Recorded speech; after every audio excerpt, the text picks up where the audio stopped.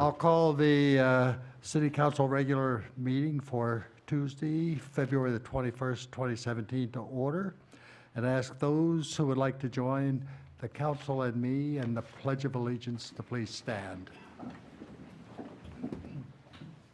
I pledge allegiance to the flag of the United States of America and to the republic for which it stands, one nation, under God, indivisible, with liberty and justice for all.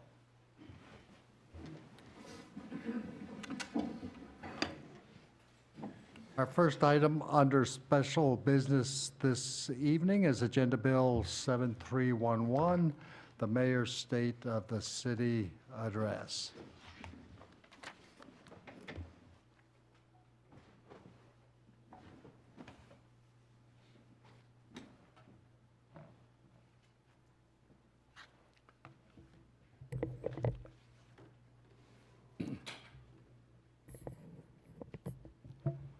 My fellow citizens, community members, business leaders, city employees, and Issaquah City Council members, I'm pleased to appear before you tonight to present my State of the City Address. During my past 3 years as Issaquah's mayor, many of you have visited my office at City Hall. Inside you will find my favorite tool, a whiteboard, along with quotes that inspire me and occasional notes from my grandchildren. My whiteboard consistently features Issaquah's strengths, weaknesses, opportunities, and threats. Mapping out our city's SWOT analysis helps all of us at City Hall to see the larger picture, set priorities, and continually focus on what is next. Alongside my whiteboard, however, you'll find two other tools, an eraser and plenty of dry erase markers. Thanks to consistent feedback from citizens, community leaders, city staff, business owners, and regional partners, this SWOT analysis is a fluid, ever-changing snapshot of Issaquah's roadmap for reaching our ultimate vision, where we are the best place to invest in your future. In a way, this evolving whiteboard represents what makes Issaquah so special. By listening to each other, considering all perspectives, and setting common goals, we are a stronger community. It all comes down to partnerships. Whether through citizen engagement or relationships formed at the regional level, Issaquah's partnerships are essential to our future success. Our history proves this, from the creation of the Issaquah Highlands to the recently voter approval of Sound Transit 3. You may ask, what's on your whiteboard today? First and foremost, the state of the city is strong, but challenges remain. Tonight you'll hear about some of these strengths, weaknesses, opportunities, and threats. And together, using partnerships on an individual, group, and agency level, we will achieve our common goals. Our number one focus as a community is clear: tackling traffic. Both a threat and an opportunity, traffic must be addressed at a regional level. Congestion doesn't stop at our city boundaries.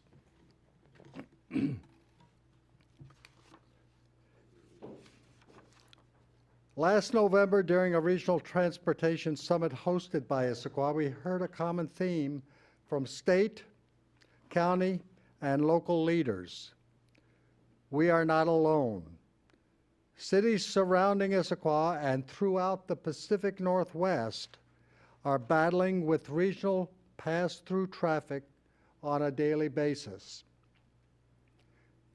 If you weren't able to attend the summit, here's the Cliff's Note version.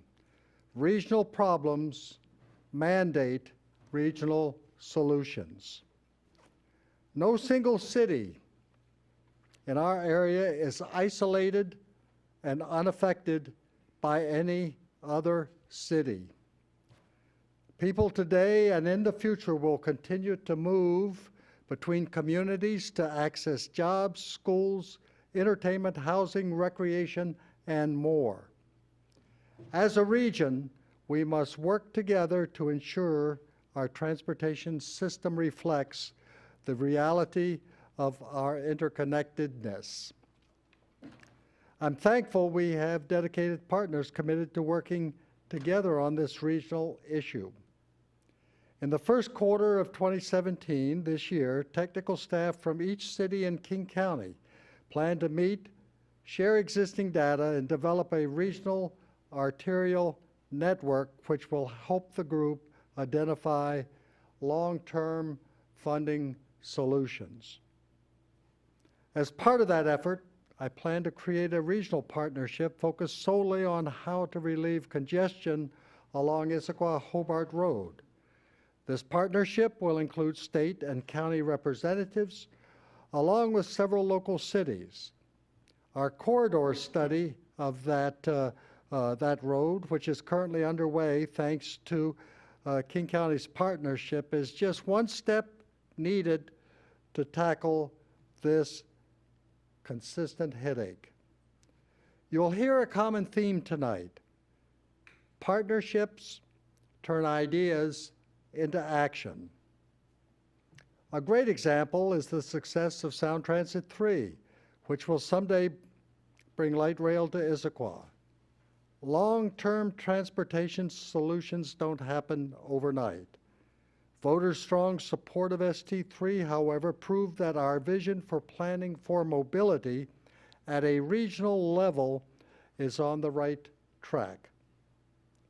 Light rail, however, won't fix today's traffic congestion. Next month, we will celebrate the groundbreaking of an exciting project which will build a new road connecting East Lake Sammamish Parkway to Costco's international headquarters. This significant capital project wouldn't be possible without Costco's funding assistance and partnership. This is a great example of how we're working together with local employers to grow Issaquah's economy while also investing in infrastructure. Creating more good-paying jobs within our community and reducing the amount of time we all spend in our cars is a win-win.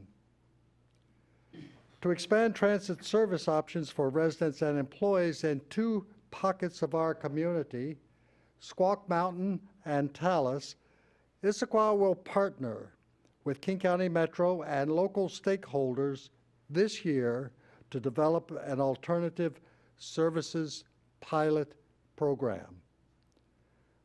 Last fall, after significant public input, Issaquah placed a $50 million traffic improvement bond on the ballot. While a majority of Issaquah's voters supported it, the measure didn't reach the required 60% yes threshold needed for approval. It's clear, however, that a majority of Issaquah voters are supportive of making local investments to reduce congestion, enhance safety, and improve our local streets. As a next step, we will be conducting some research to answer everyone's question, what's next? How do we as a community invest in needed infrastructure improvements? As we begin a new year, I always like to reflect on the past. Issaquah has a strong history of implementing smart growth philosophies, and our most current chapter reflects that tradition. In 2012, to protect Issaquah's existing neighborhoods and natural environment, the city adopted the Central Issaquah Plan to guide the long-term evolution of our existing commercial core into an urban center. While this long-range plan sets an important vision, it also requires periodic tweaks to incorporate changing conditions. Using a moratorium this year, we pushed the pause button to address several issues before more development proceeds, including architectural fit within the community and availability of affordable housing. The city is continuing its work to develop a housing strategy. Through analysis and feedback from residents, employers, service organizations, and builders, the housing strategy will inform ways in which the city can help shape the affordability and types of housing in Issaquah. Our goals is to enhance the city's character and environment while providing a diversity of choices to meet the needs of people who choose to live, work, and play in Issaquah. As we all know, more people will choose the Pacific Northwest as their home in the coming years and decades.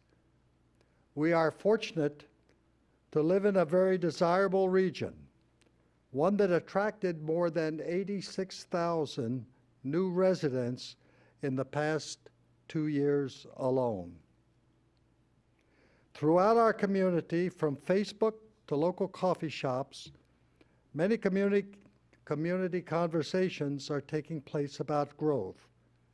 Understanding our residents' views is essential as we focus on future planning efforts. Speaking of growth, the city is also closely partnering with the Issaquah School District as it plans its future facilities within Issaquah to meet current and future population demands. Now, turning back to my whiteboard. A key focus for 2017 is service delivery. The city of Issaquah is, after all, in the business of service. Each of us is dedicated to serving our residents, businesses, and larger community, no matter their background. Several planned capital projects on the horizon will target traffic congestion, enhance our parks, and improve our public assets. As we work to deliver these amenities, the city is approaching each project with a focus on continuous improvement and partnership. Now's the time to revisit our capital improvement plan process, which will help better inform decision-making as we develop future city budgets. Meanwhile, a focus on cross-functional teams will also enhance our internal project management. Here in Issaquah, we have plenty to celebrate.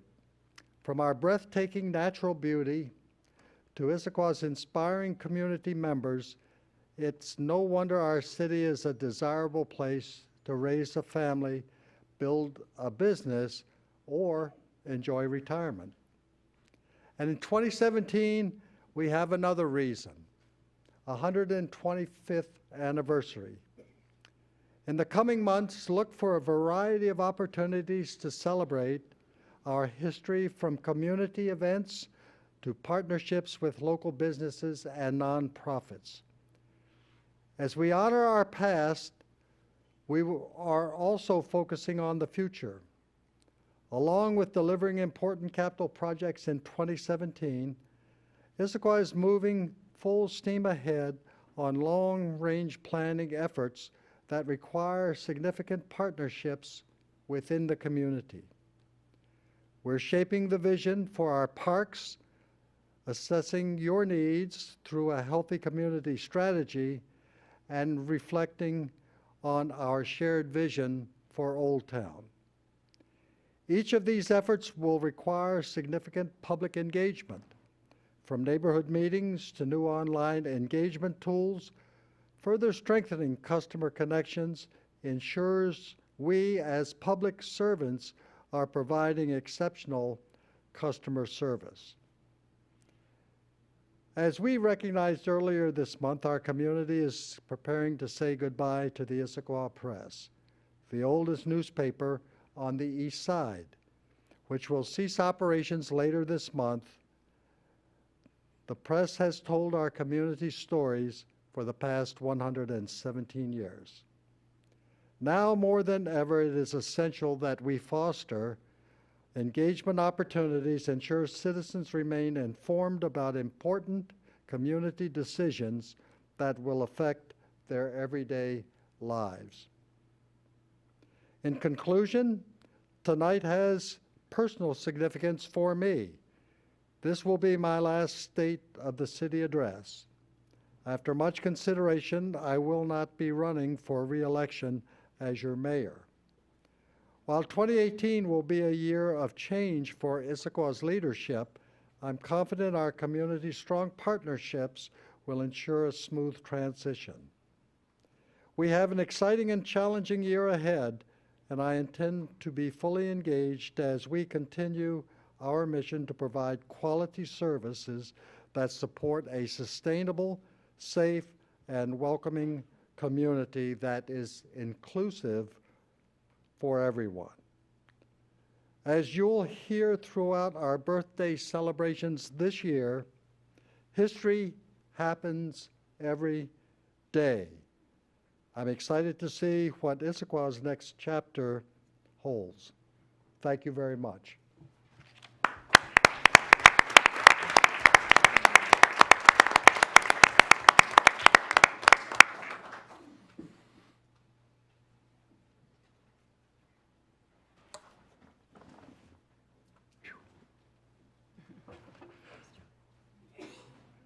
Next, we move to audience comments. Citizen comments are an important part of the public process. We take them seriously and factor them into the decisions that we make. Anyone from the public who wishes to comment will have the opportunity to do so. Please direct comments to the whole council, not individuals. While this is not a question and answer session, we will contact you to follow up if needed. If you did not have an opportunity to include your email address on the sign-up sheet, you may leave that information on the clipboard at the front table in front of me after speaking. When recognized, please move to the lectern, speak into the microphone, state your name, address, and any relationship to the city. Limit your comments to 5 minutes and submit any written comments to the city clerk. As an aside, we have 2 scheduled public hearings this evening. One on Agenda Bill 7215, ninth major amendment to the Issaquah Highlands two-party development agreement, and the other Agenda Bill 7291 to consider additional extension to the temporary moratorium related to certain permit applications. So those 2 public hearings will provide an opportunity if you would like to speak to those 2 issues. A visual timer has been placed on the lectern. It turns yellow when you are within the last minute of your comment period. If you use the full 5 minutes, the timer will sound to indicate the end of your allotted comment time. Personal attacks, obscene language, derogatory remarks, and disruptive behavior will not be permitted. Again, citizen comments, written and verbal, are an important aspect of the public process. The city takes them seriously, and we thank members for the public for taking the time to address us this evening. And with that, I would ask the clerk, has anyone signed up to speak this evening? Yes, Lindsay Walsh.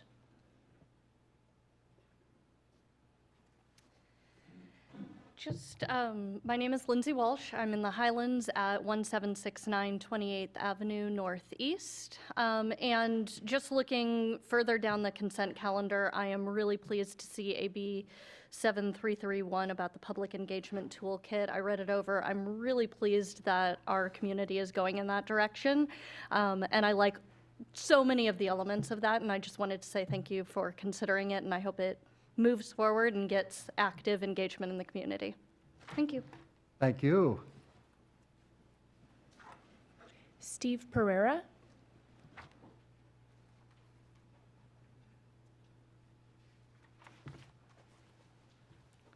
Hi, my name's Steve Pereira. Mayor Butler, I'm sorry it'll be your last year on the council. You've been actively engaged and involved, so thank you publicly.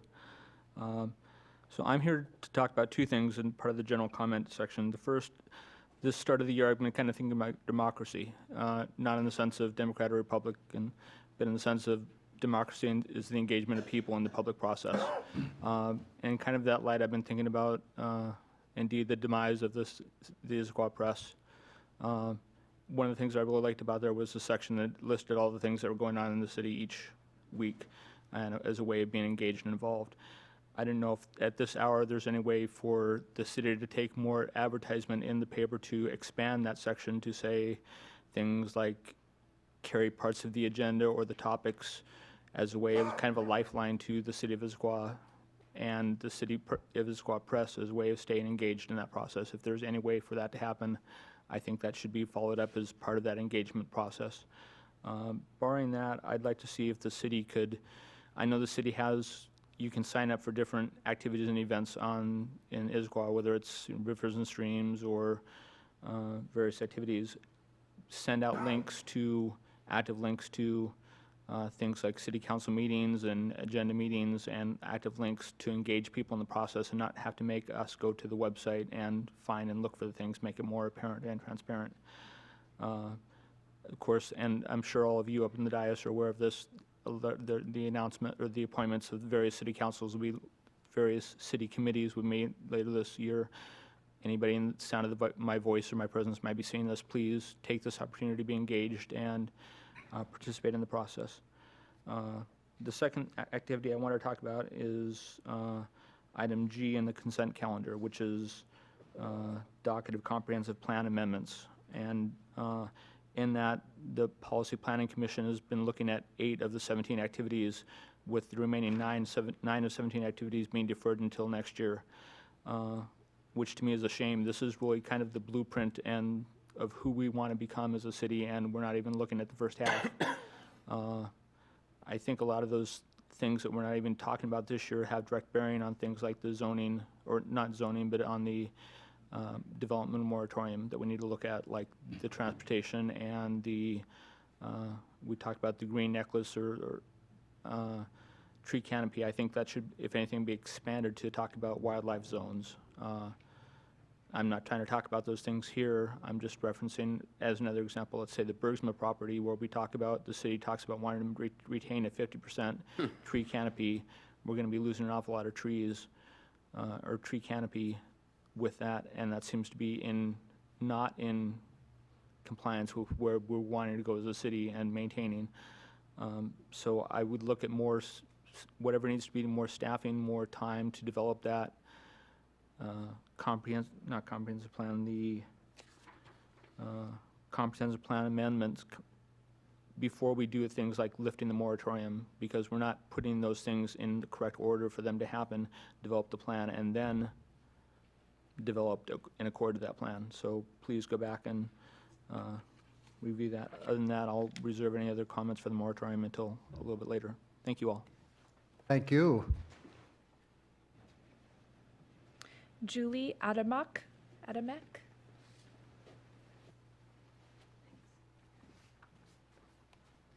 My name's Julie Adamek, and I live at 1667 24th Place Northeast up in the Highlands. And I'm simply just here to say how thrilled I am that you are considering more affordable housing. I would be the first person on that list. I work for the school district, and I lived up in the Highlands for many years. And I'm just here to say watched the last 2 videos, the meetings that you had online, but wasn't able to make it. I was actually kind of surprised there weren't more people in attendance in support of that, but I just want to make sure I came and let you know that I was really happy to see that it's being considered.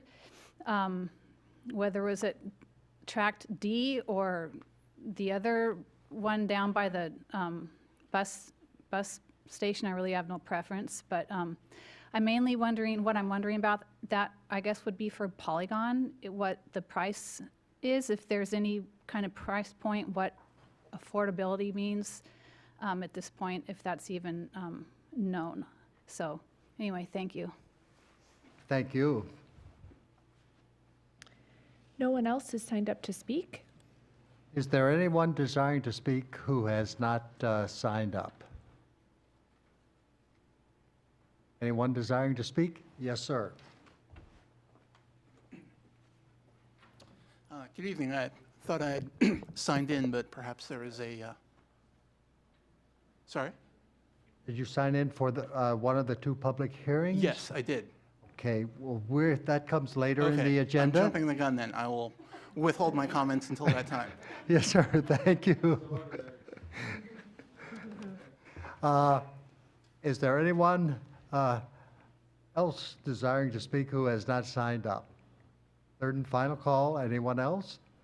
Seeing none then, audience comments are closed, and we'll now move to committee and regional reports, beginning with Councilmember Batiste. Thank you, Mr. Mayor. On February 15th, I attended my first King Conservation District committee, both the caucus and the committee meeting. And of note, in a very long sort of overview and introduction program, was the Member Jurisdiction Grant Program. And we got a chance to view the new online application portal and the dedicated pages to the member organizations. And they've really done a lot of work to make that whole process much easier. And I just want to make sure that we are all aware of that. So I'll definitely be wrapping around with some staff members to talk a little bit more about that. The next meeting is March 15th in Renton.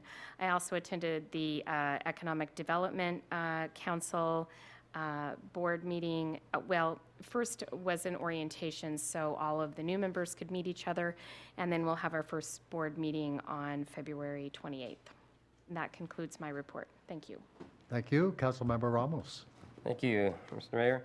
On February 8th, I attended the Emergency Management Advisory Council, and I have no report from there. On the 9th, just to say, I went to my first East Side Fire and Rescue meeting. I'm an alternate member this year, so I'll let someone else report that, but I just want to say I'm going there now. On the 10th of February, I was at the East Side Transportation Partnership, and a couple things happened there of note, one of which, remember, I'm on the legislative committee there. I also now got drafted onto the planning committee there, so I'll be helping set the agenda for the year for that. But they had a presentation there I want to let everybody know about. There was a council member from Maple Valley who is proposing a transportation benefit district for southeast King County. And all the details get very, very detailed, shall I say, but I'll give you a quick little overview. The area would start at Issaquah's southern border and go south from there and bounce down to Renton. So that southeast corner, King County, is what they're looking at. This is, and I would say, just a proposal. Maple Valley's taken the lead on it, and they are trying to include 3 other cities, Covington, Black Diamond, and Enumclaw, as well as all the King County area in between. And their proposal is to put together $250 million, and to do that by having a $30 license tab fee, and that would raise 20% of the funds, and to get the other 80% from other grant sources. And the proposal is to spend this $250 million in 4 projects. $180 million of that would be on Highway 169, which is a major one in and out of there, of course. $46 million on Highway 516, $20 million on Highway 410, and interestingly enough, $4 million on the Issaquah-Hobart Road, a couple roundabouts.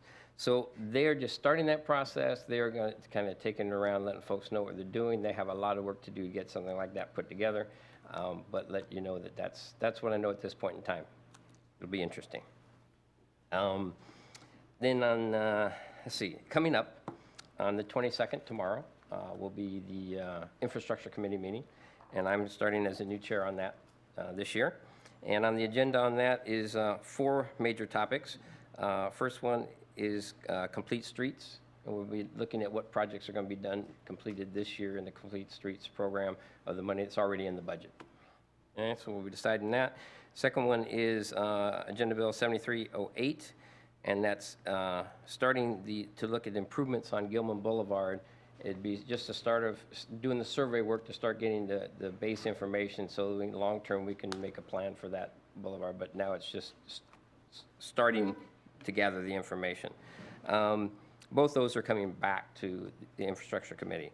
A new one that is starting is the question, and it's just up for discussion, the question on the traffic calming in Old Town East Sunset area. So that discussion will be starting there. No decisions on that. The last one is also coming back to infrastructure. It's the AB 7249. It's discussion of the creation of a transportation mobility board. And that's coming back with some further discussion and see where that goes. Again, not planned for a final decision on that either. And then project updates. Another thing we'll also discuss is the March meeting is going to be moved because of conflict with that dates. That'll be decided tomorrow night as well. I'll let you all know that. So, but that will be moved in March as well as this one tomorrow that has been moved from last week. Then also on the 23rd, I'll be attending the Regional Transit Committee. 2 major things on that agenda.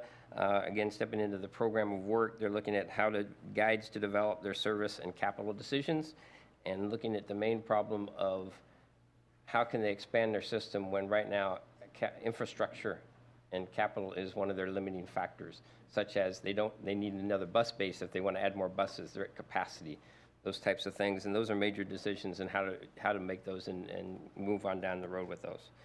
So that's what we're going to be working on a lot this year. And that concludes my report. Thank you. Councilmember Winterside. Thank you, Mr. Mayor.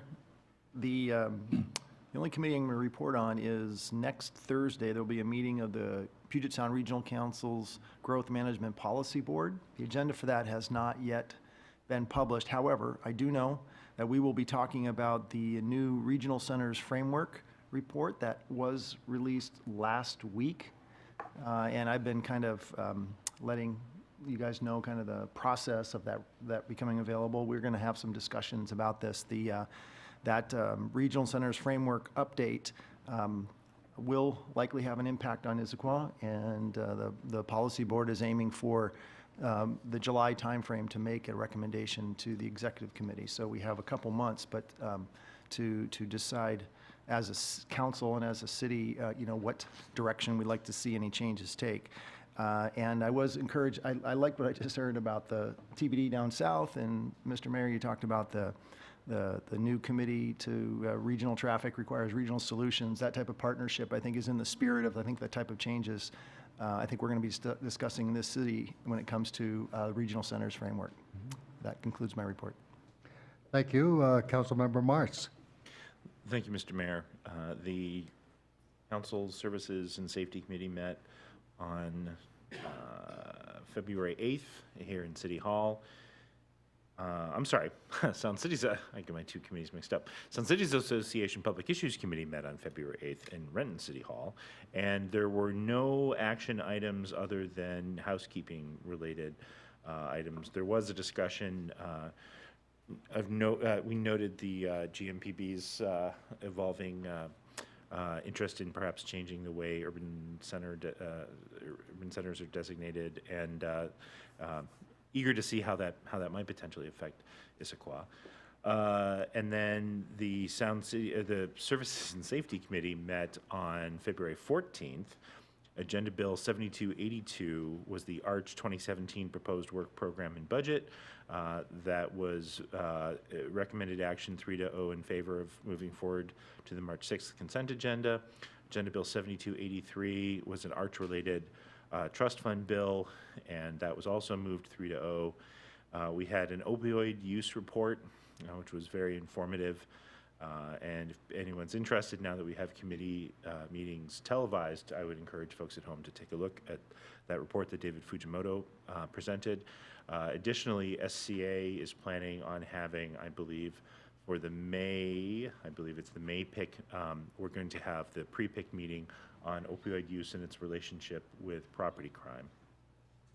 And then we also had a senior center update, and the transition thus far has been very smooth. Jeff Watling told us about the programs that are in place, and that initial reports back have been very positive moving forward, both folks who had been involved and folks who had recently returned to the senior center. This concludes my report. Thank you. Councilmember Barber. No report this evening? Councilmember Polly. Thank you, Mr. Mayor. I attended the Cascade Water Alliance Resource Committee meeting on February 9th at their offices in Bellevue. They reviewed a few contract bid offerings for recommendation for board approval. The board meeting is this week. They also had a discussion of the water quality management work plan that has been developed for Lake Taps. There was a new policy proposal that will also be going to the board on how Cascade will deal with property acquisitions going forward and notifying the board at various stages through those processes. There was probably the most interesting issue for Issaquah was that there is a draft policy that is going to come forward regarding how reclaimed water is used within the Cascade Water Alliance Service District. This is an issue that I'll probably be able to provide more information on in the following months. The EFR board meeting was on February 9th at EFR headquarters. The first item up was an introduction and recognition for the staff of the Finance and Human Resources Department. They completed a year of installing their new financial software and now are down to their new platform only.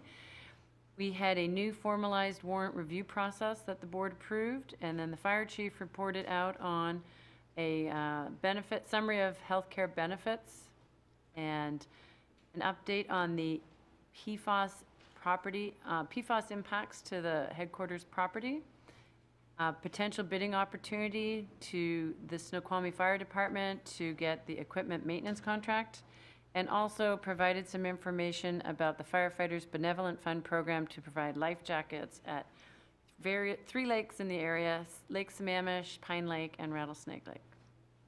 That's my report. Thank you. Council President Goodman. Thank you, Mr. Mayor. The Land and Shore Committee meets on March 2nd at 6:30 here in council chambers. As Councilmember Marks noted, the committees are televised, so I encourage people to watch. On the agenda for that meeting, we have a standing item, moratorium update, just a few minutes to discuss any updates that there might be.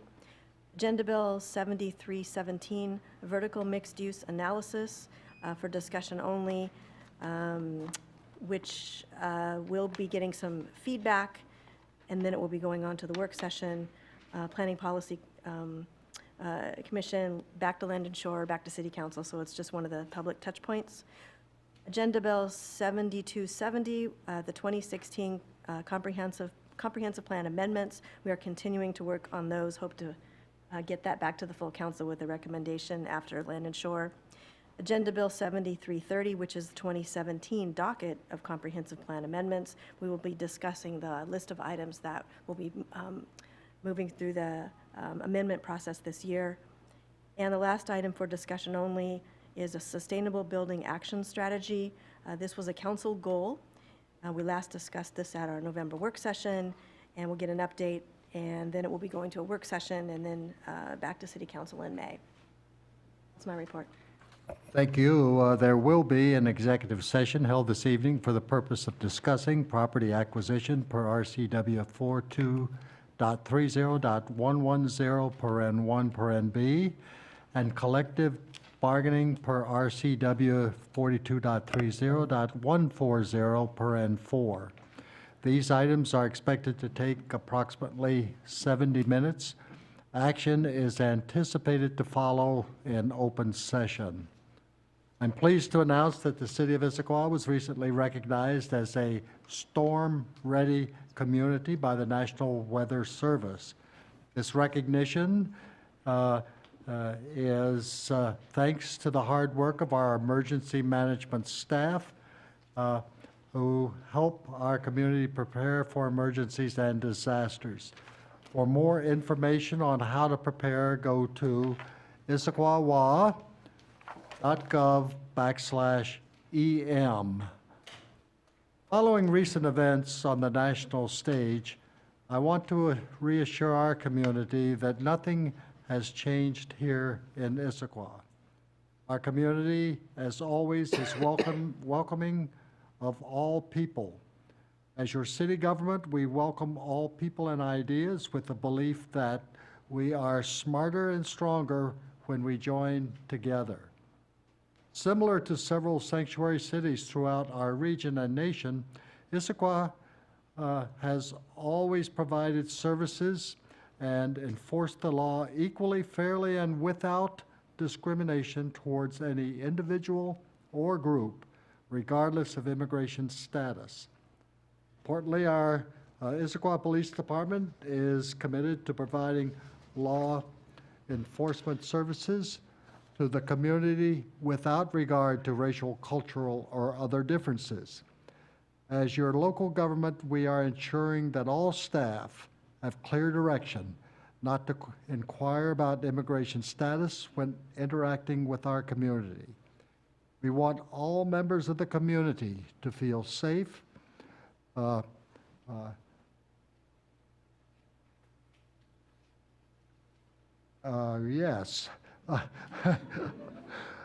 and secure when interacting with our officers, accessing city services, and engaging with us. If you or your family feel unsafe or need assistance, or if you see harassment or hate crimes in our community, call 911 immediately.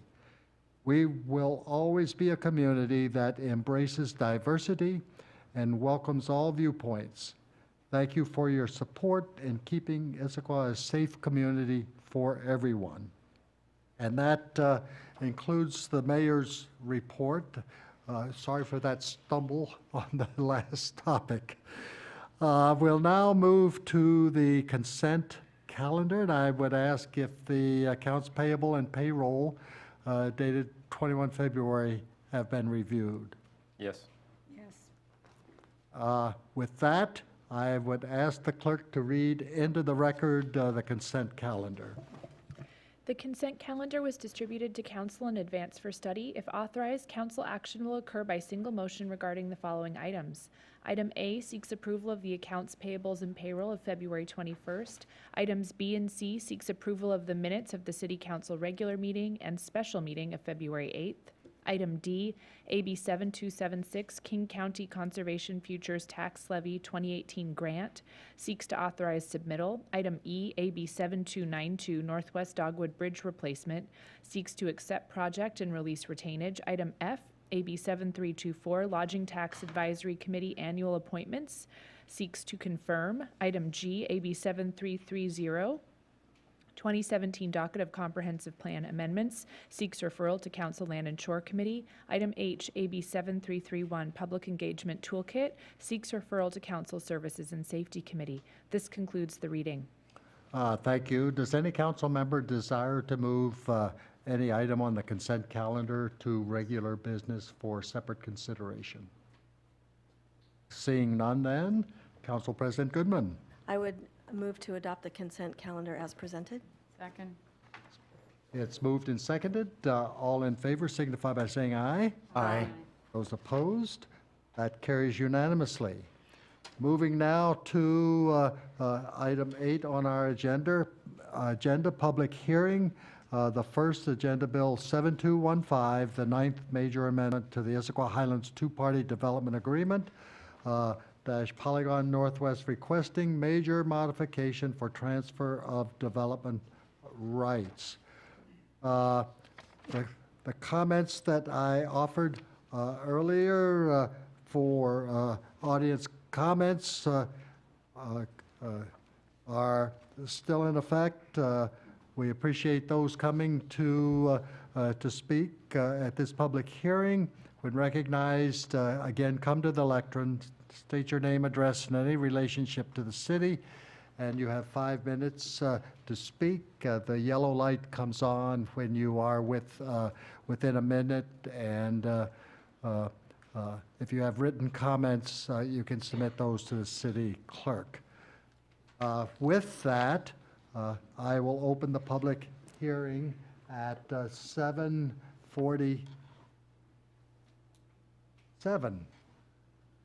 And we'll kick things off with a brief, let me see, a short presentation by Keith Niven, Director of Development Services.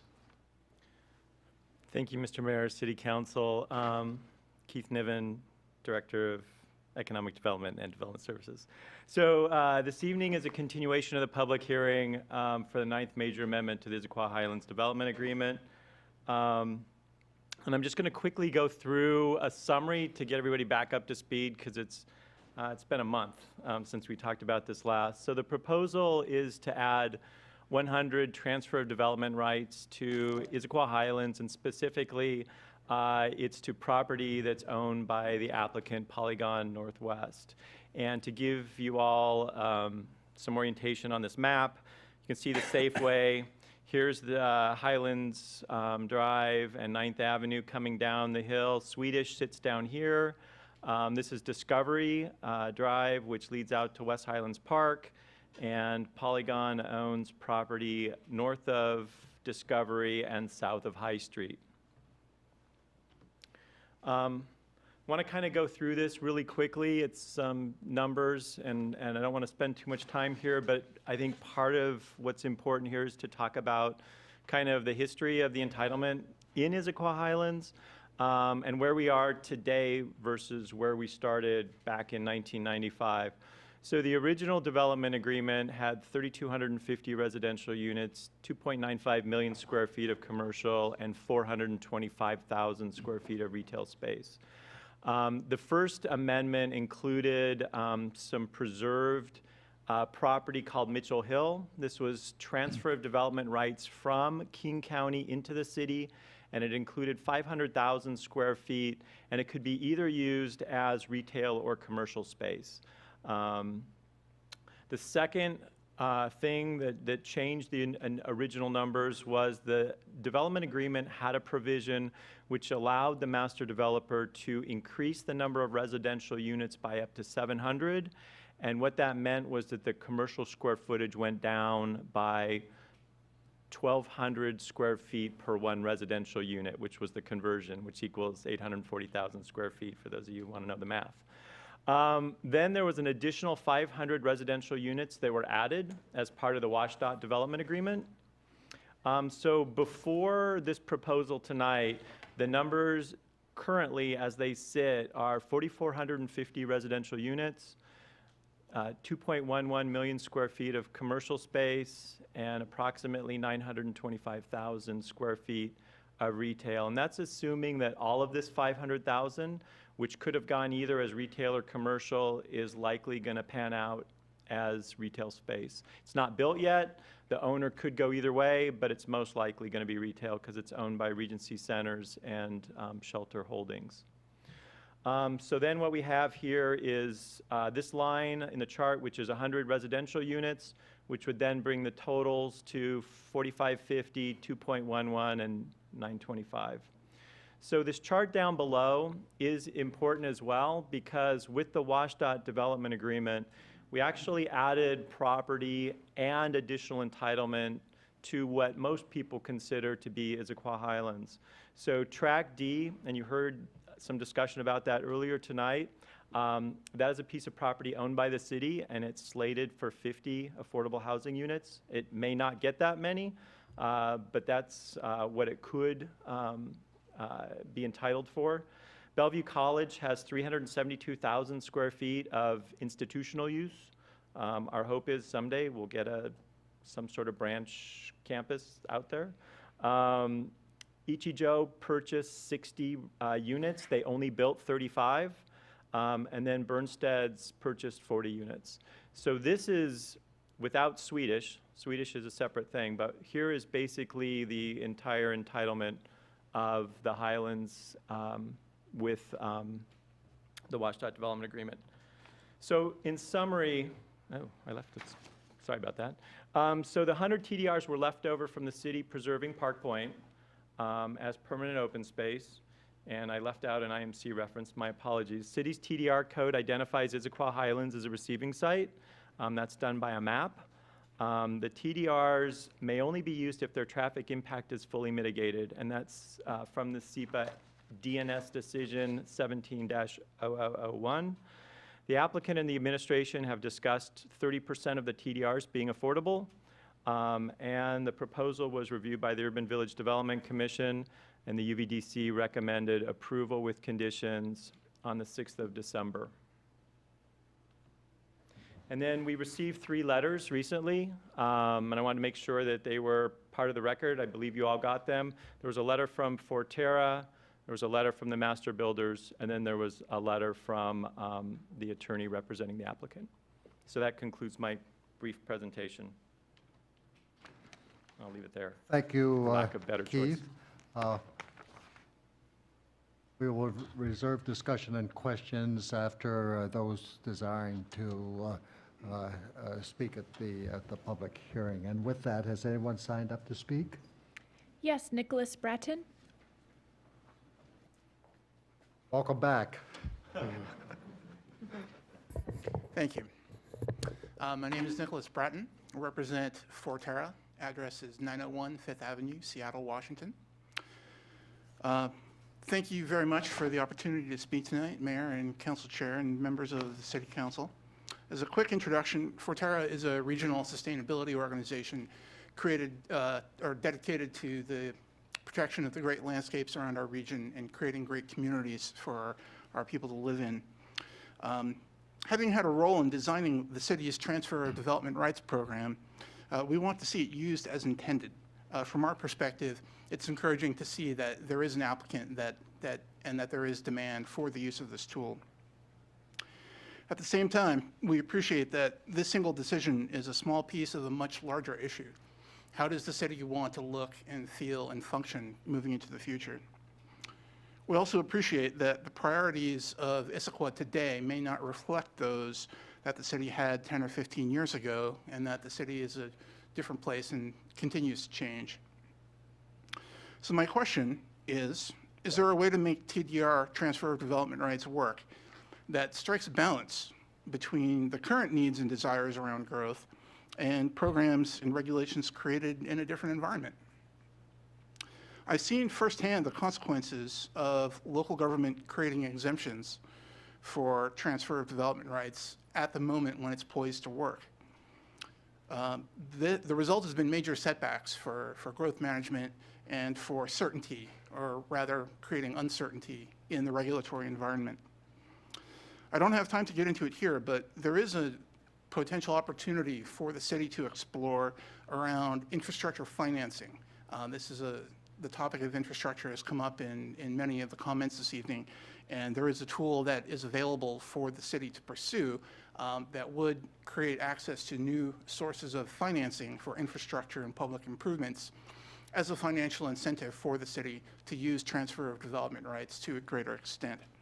Be happy to discuss that on an individual basis or at a future time, but one option might be for the city to consider is allowing the use of transfer of development rights in this particular instance, and then modifying or updating its transfer of development rights program in such a way as to incentivize growth in places where there is greater need and desire for it, such as the Central Issaquah Plan area. So as you weigh this single decision in the broader context of the city's growth, we urge you to support the integrity of the transfer of development rights program. Thank you. Thank you. Jennifer Anderson.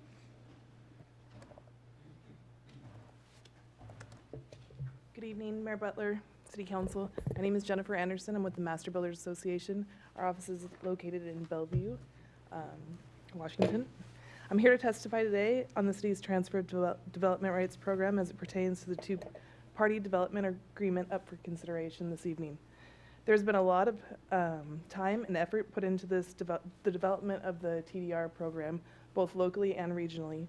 And by not honoring the identified receiving areas, you're undermining the concept of the program and the viability of its future.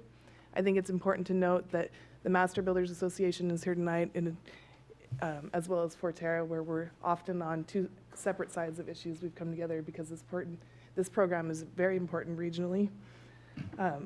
The public benefit of permanently preserving the 140 acres of forested land in and around the city has already been realized. This massive conservation effort could not have been achieved without the TDR program. So I encourage you tonight to adopt the amendment and show the city's commitment to the TDR program and promote its use and viability in the future. Thank you. Thank you. David Kapler.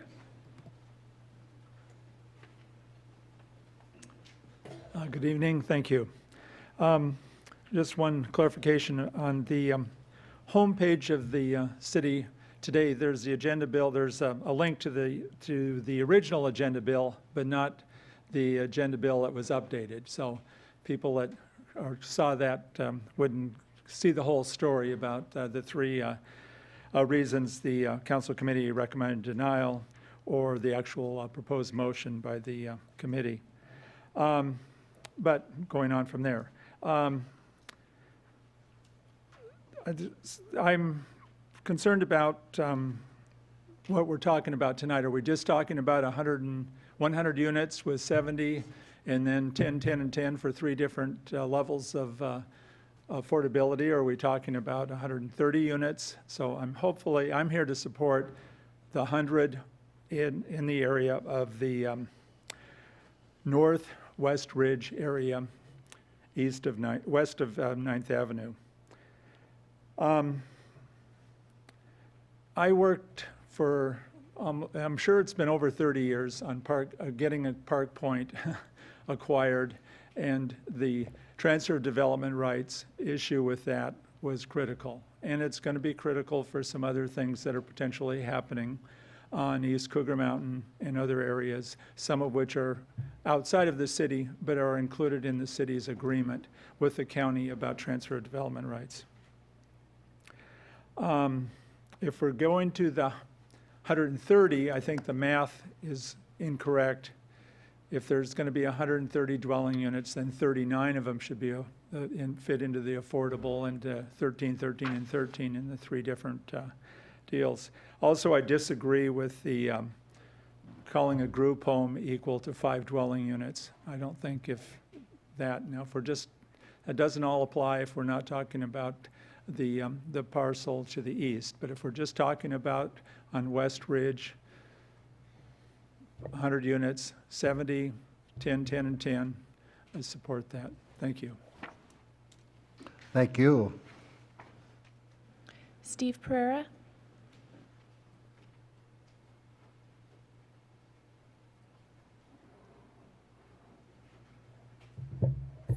Hi, Steve Pereira. I don't think last time I said 170 Northeast Dogwood Street here in Issaquah for 9 years.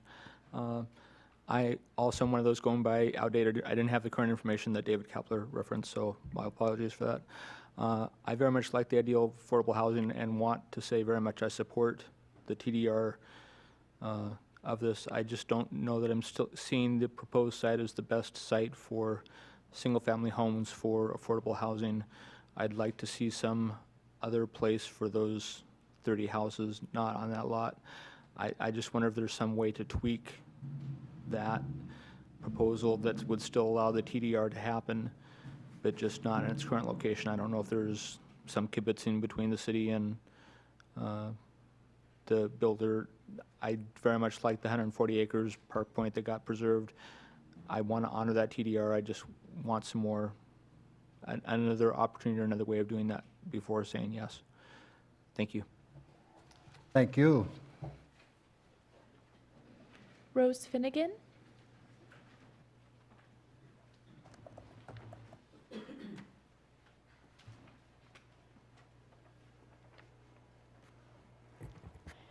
Good Evening.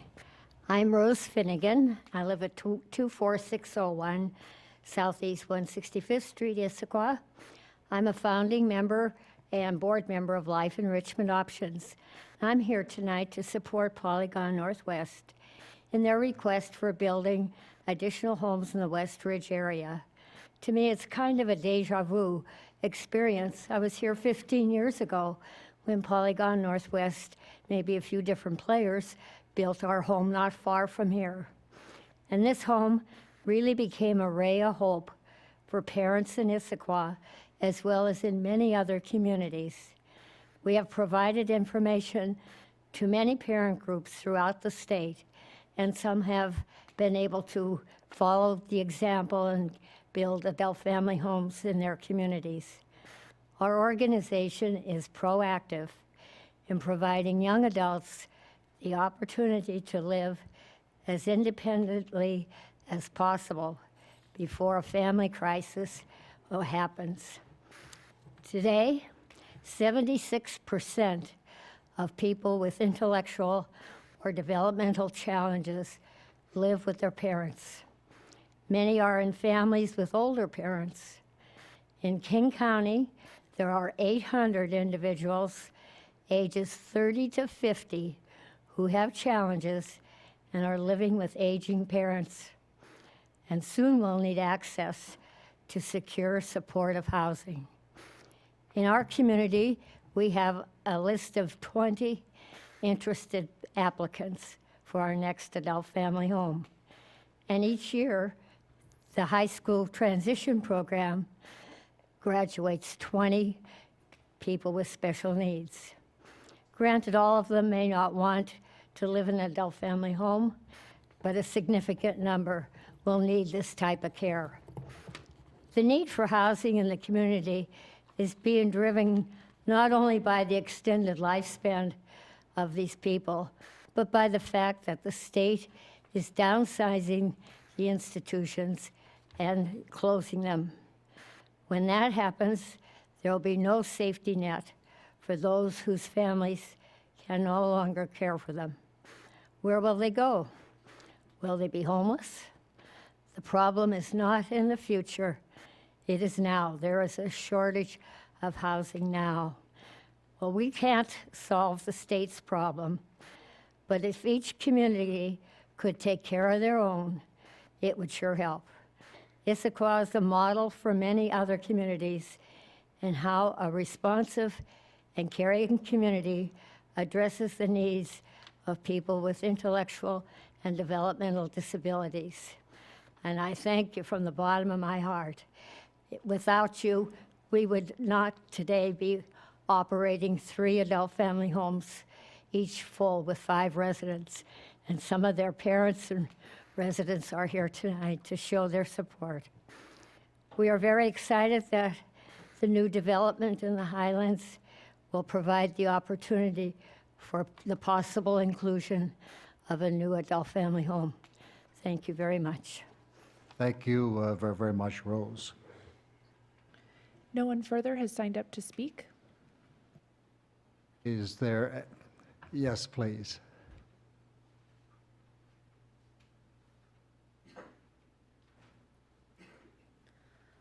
I'll be pleased to start this segment of the comments off. My name is Duwana Koloshkova. I am the attorney for Polygon Northwest, and I previously submitted written materials to you earlier this week, as well as prior to your hearing in January, written materials at that time as well.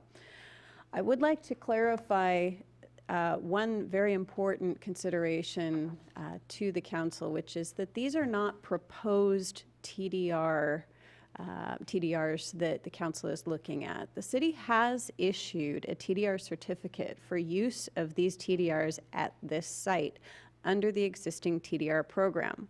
Polygon submitted its application for amending the development agreement in order to ensure that this council has the opportunity to address the specifics of TDRs under the development agreement provisions and to ensure complete transparency to the public as to what Polygon is proposing for this particular site.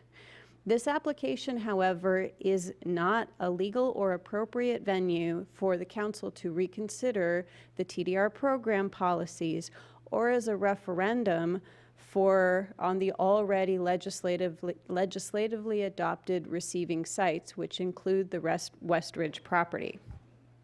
The council made its policy determinations under the TDR program years ago, and the council respectfully is legally committed to acting in a manner consistent with that program. The public benefit that this city has derived from the TDR program is unquestionable, and you've already heard about it tonight. The city used this very program to preserve the 101-acre Park Point property in perpetuity. And that significant conservation effort relies on the social contract that this city engaged in with the purchasers of the TDRs and that provided for the relocation of the density from the Park Point property in a manner consistent with the adopted program. As a result, again, this development agreement process is not a forum to reconsider receiving sites or the TDR program policies. Beyond the council's legal obligations, we urge the council to consider the ramifications were the council to take away Polygon's rights to use the TDRs on the Westridge property, and the reality that doing so will seriously jeopardize the critical regional nature of the TDR program itself. In the future, if this TDR program is not supported, potential TDR users will have no choice but to question the reliability of this program by looking at the track record of the city related to how it has administered the program here today. Conversely, owners of potential future sending sites would equally have to be questioning the viability of this program. The significant public benefit of this program is reflected to you tonight in hearing from organizations with such diverse missions as both Master Builders Association and Forterra. It is rare to see these organizations come together in such a clear consensus, recognizing, again, that significant public benefit of the program as a whole. You heard tonight extensive conversation by the mayor in his state of the city urging partnership, and that's exactly what we ask from this council. Polygon fully committed to the TDR program from day one. We ask this council to as well partner and provide that same commitment to a program that the Growth Management Act terms a critical, innovative tool essential for the city's long-term planning. We urge you to please approve the amendment to the development agreement. Thank you. Thank you. Yes, sir.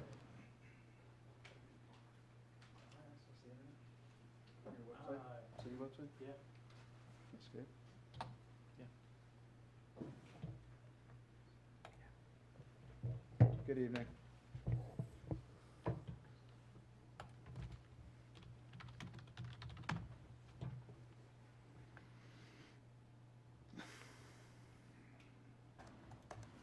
Good evening, Nick Abdelmore, Polygon Northwest. I've been before you several times. Thanks for your time again this evening, Mayor and Council.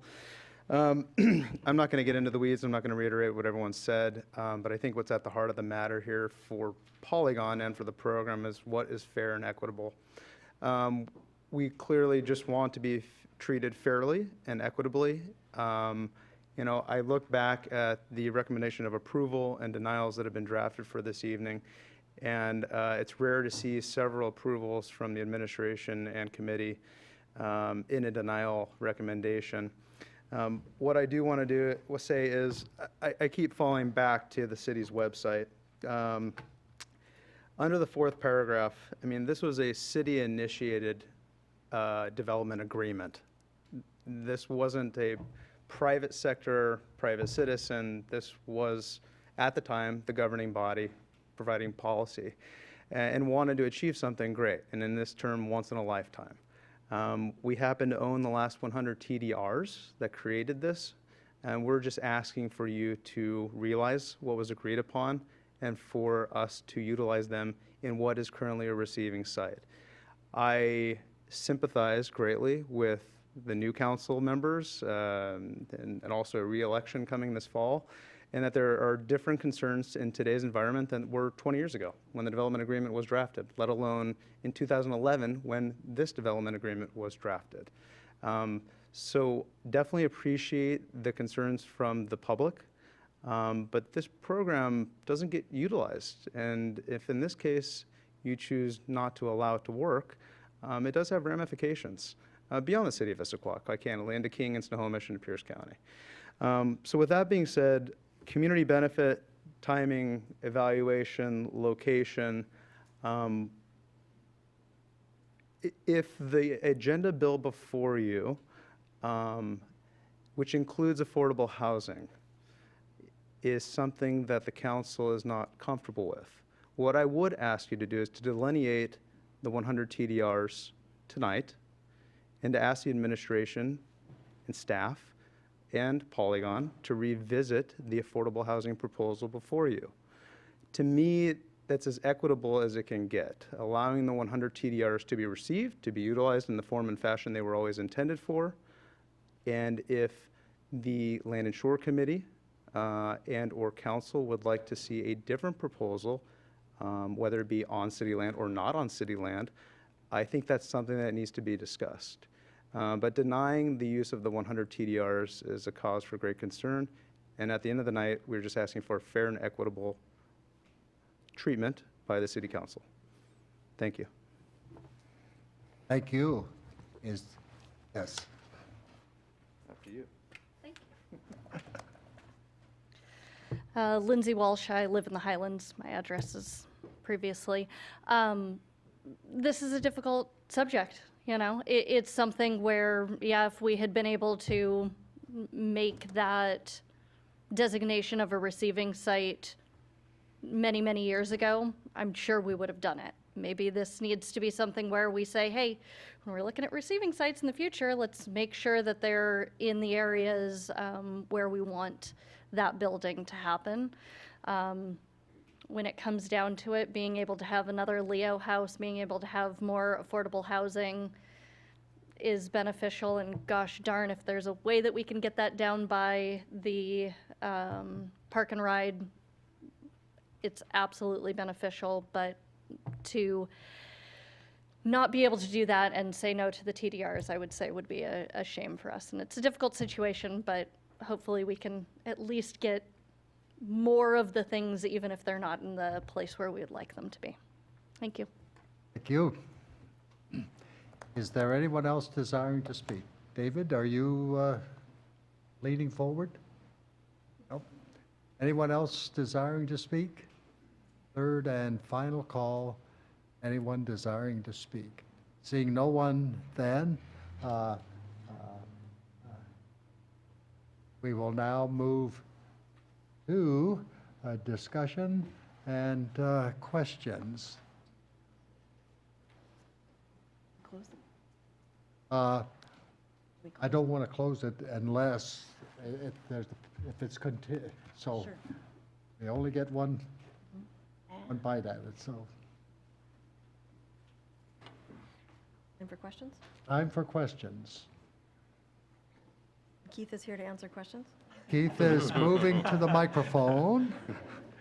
Keith's going to do his best to answer questions. I have a question. Go ahead, Stacy. Keith, can you put up the numbers that you showed again, please?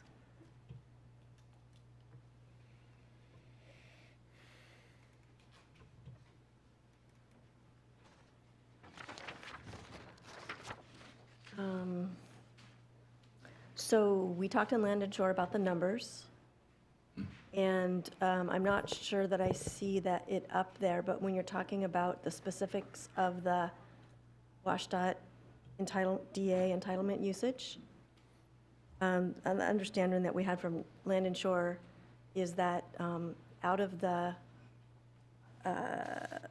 what's left is 23 ERUs, 23 units, is that right?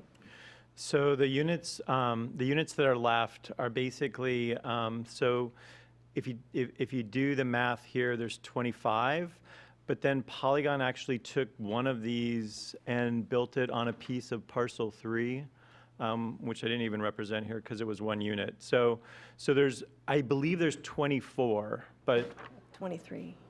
whether it's 24 or 23, Okay. somewhere in that vicinity is the number of entitlement that to date. Now, I want to make sure everybody's tracking on that detail. So there's sold entitlement now that's not built. There's a hotel site up there. Sumitomo owns a piece of property. Shelter Holdings owns a piece of property. Polygon owns a piece of property. They all have entitlement that's not built out yet. So of the properties that are built out, right now there's 24 or 25 units that were not realized. Okay.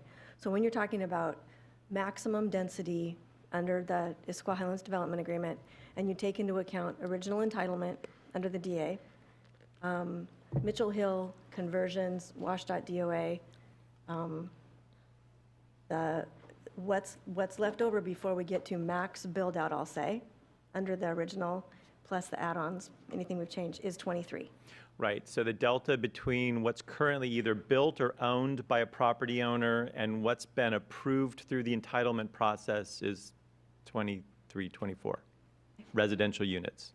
When I bring that up because because we didn't have that number up there, I wanted the council members and the folks who are watching and here today to understand where those where the remaining number is for residential units.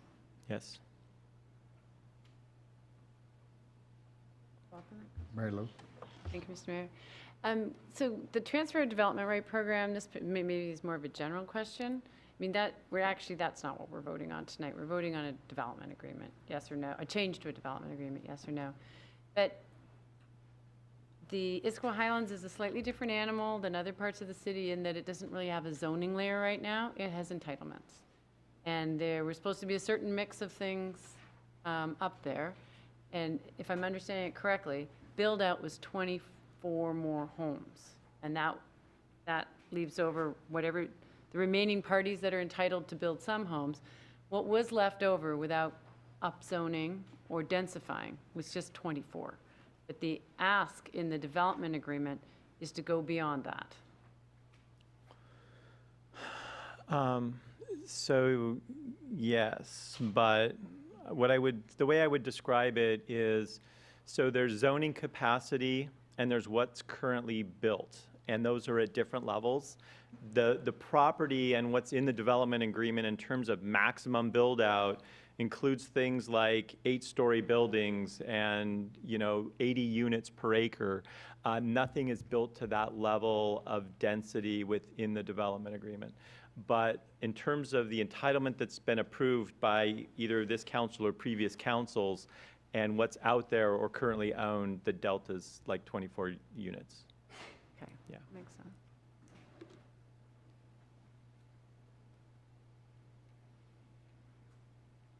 Eileen? Keith, is that, can you explain that one more time to me? Is there 24 units after this is all completed, if this project goes forward, then there will only be 24 additional units, residential units?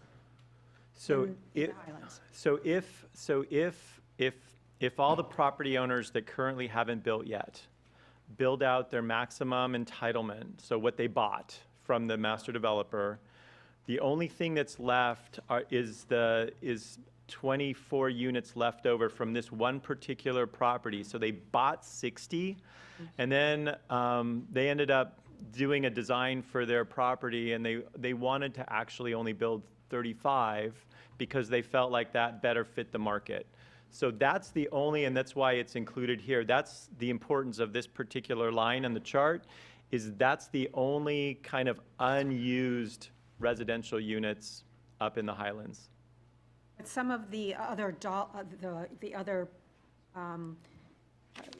units available have not simply been built on. They've been committed for but not built on. Okay. Yes. And then when this is completed, there will be 24 or whatever it is left to be built on. Yes. Thank you. No. Well, there's 24 plus whatever might be left over from those other building projects, which could be zero, or it could be some, we don't know. Right? So if we were going to build out residential units, and what's unaccounted for now? How many? So right now, there's 3 residential units that shelter holding zones on land that's right here. And then there's, I believe, somewhere in the ballpark of 230 units. No, not built yet. What's left to be accounted for? So Oh, that's none. 23 or 24? 23 or 24, right. Everything else has been sold, right? So just to make it clear, what Polygon would like to do is to have 100, and there's 23 left. Right. So if the proposal was approved, then we would be over by 77 for what was envisioned and included in conversions and whatnot for the Issaquah Highlands. Does that make sense? Okay. Okay. Other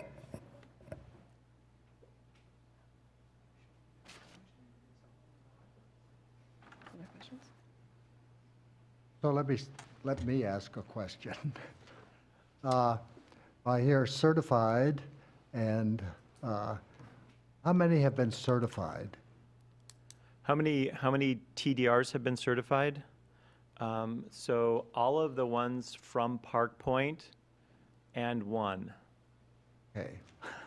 So in other words, besides if you took Park Point off the table, our TDR program has actualized 1 TDR, and it was within the Raleigh development. Okay. And so the difference between certified and others, Jim, you want to comment on that?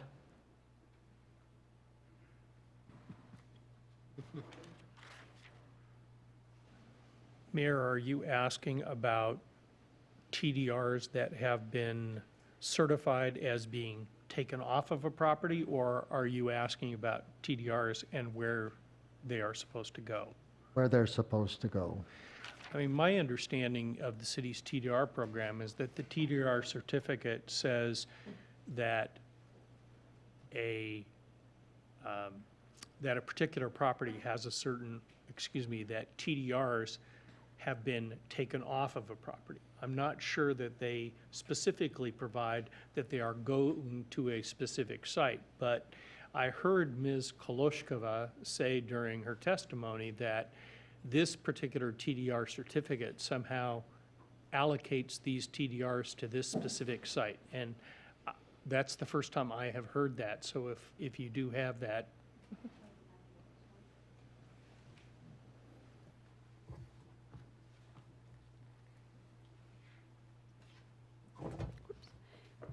Thank you for the opportunity for clarification. The TDR certificate was approved by the city, and a deed recorded on title to both the sending and receiving property, which was recorded and returned to the city, that indicates both that the TDRs were taken from the sending site and have been legally recorded on title of the receiving site, the Westridge, and that is recording number 20140805000941, and again, that's been returned to the city of Issaquah. I would also note for the record that the Issaquah Chapter 1810 provides that TDR units are expressly intended to be in addition to the density allowed under any development agreement. Thank you. Thank you. Does that answer your question, Jim?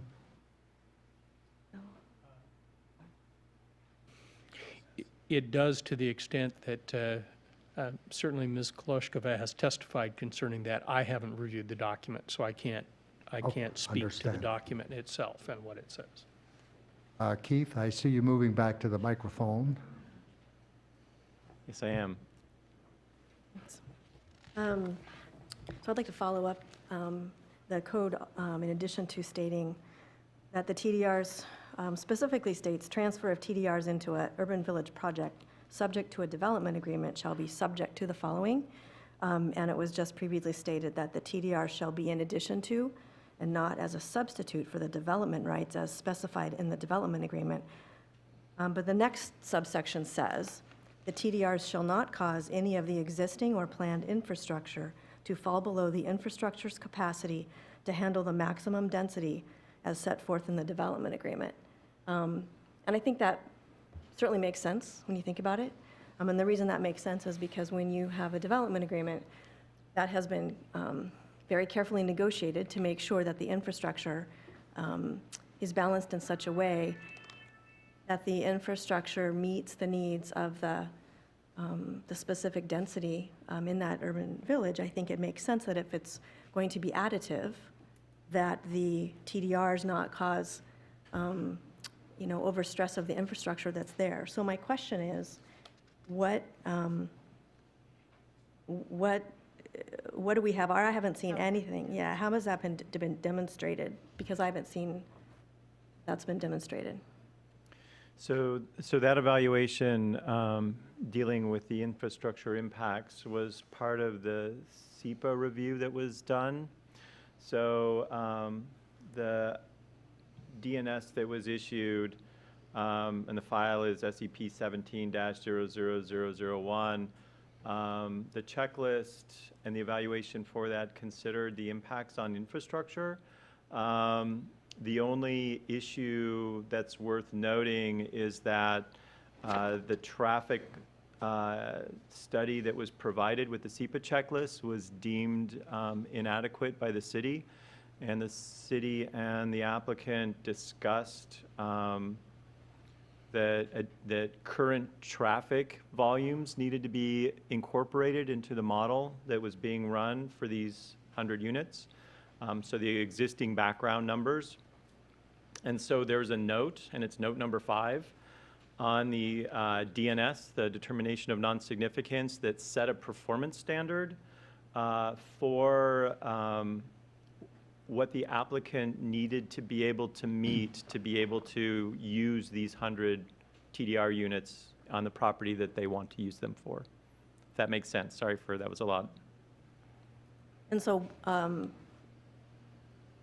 what would be the process then? What's the public process for that? For when is that, does that come back to the council? Is that daylighted, or is that, if this is approved, how is that demonstrated to us that the standards are met in that code section? So that's, I can't be explicit about that answer because I don't know what the solution is going to be. If the solution includes some sort of council action, then that would need to come back to the council as a separate ask, or as part of this proceeding or some version of it. If though that solution that caused traffic to work did not require additional council action, then that would simply be something that would be incorporated into the preliminary plat to utilize those 100 units.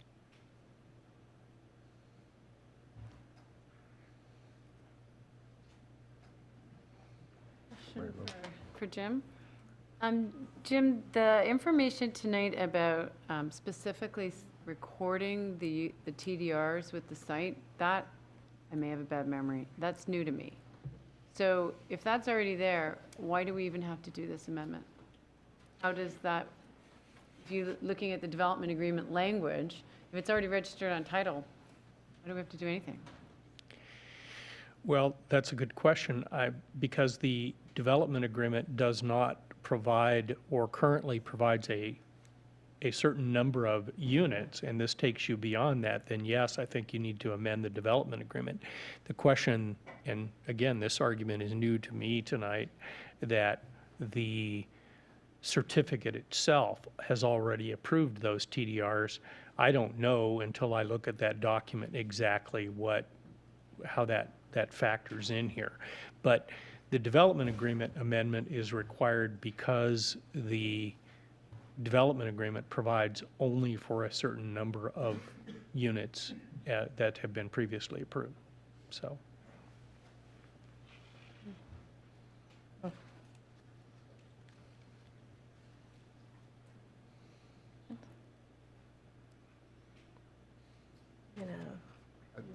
Anyone else have a question before I go back to Stacy? No. Stacy?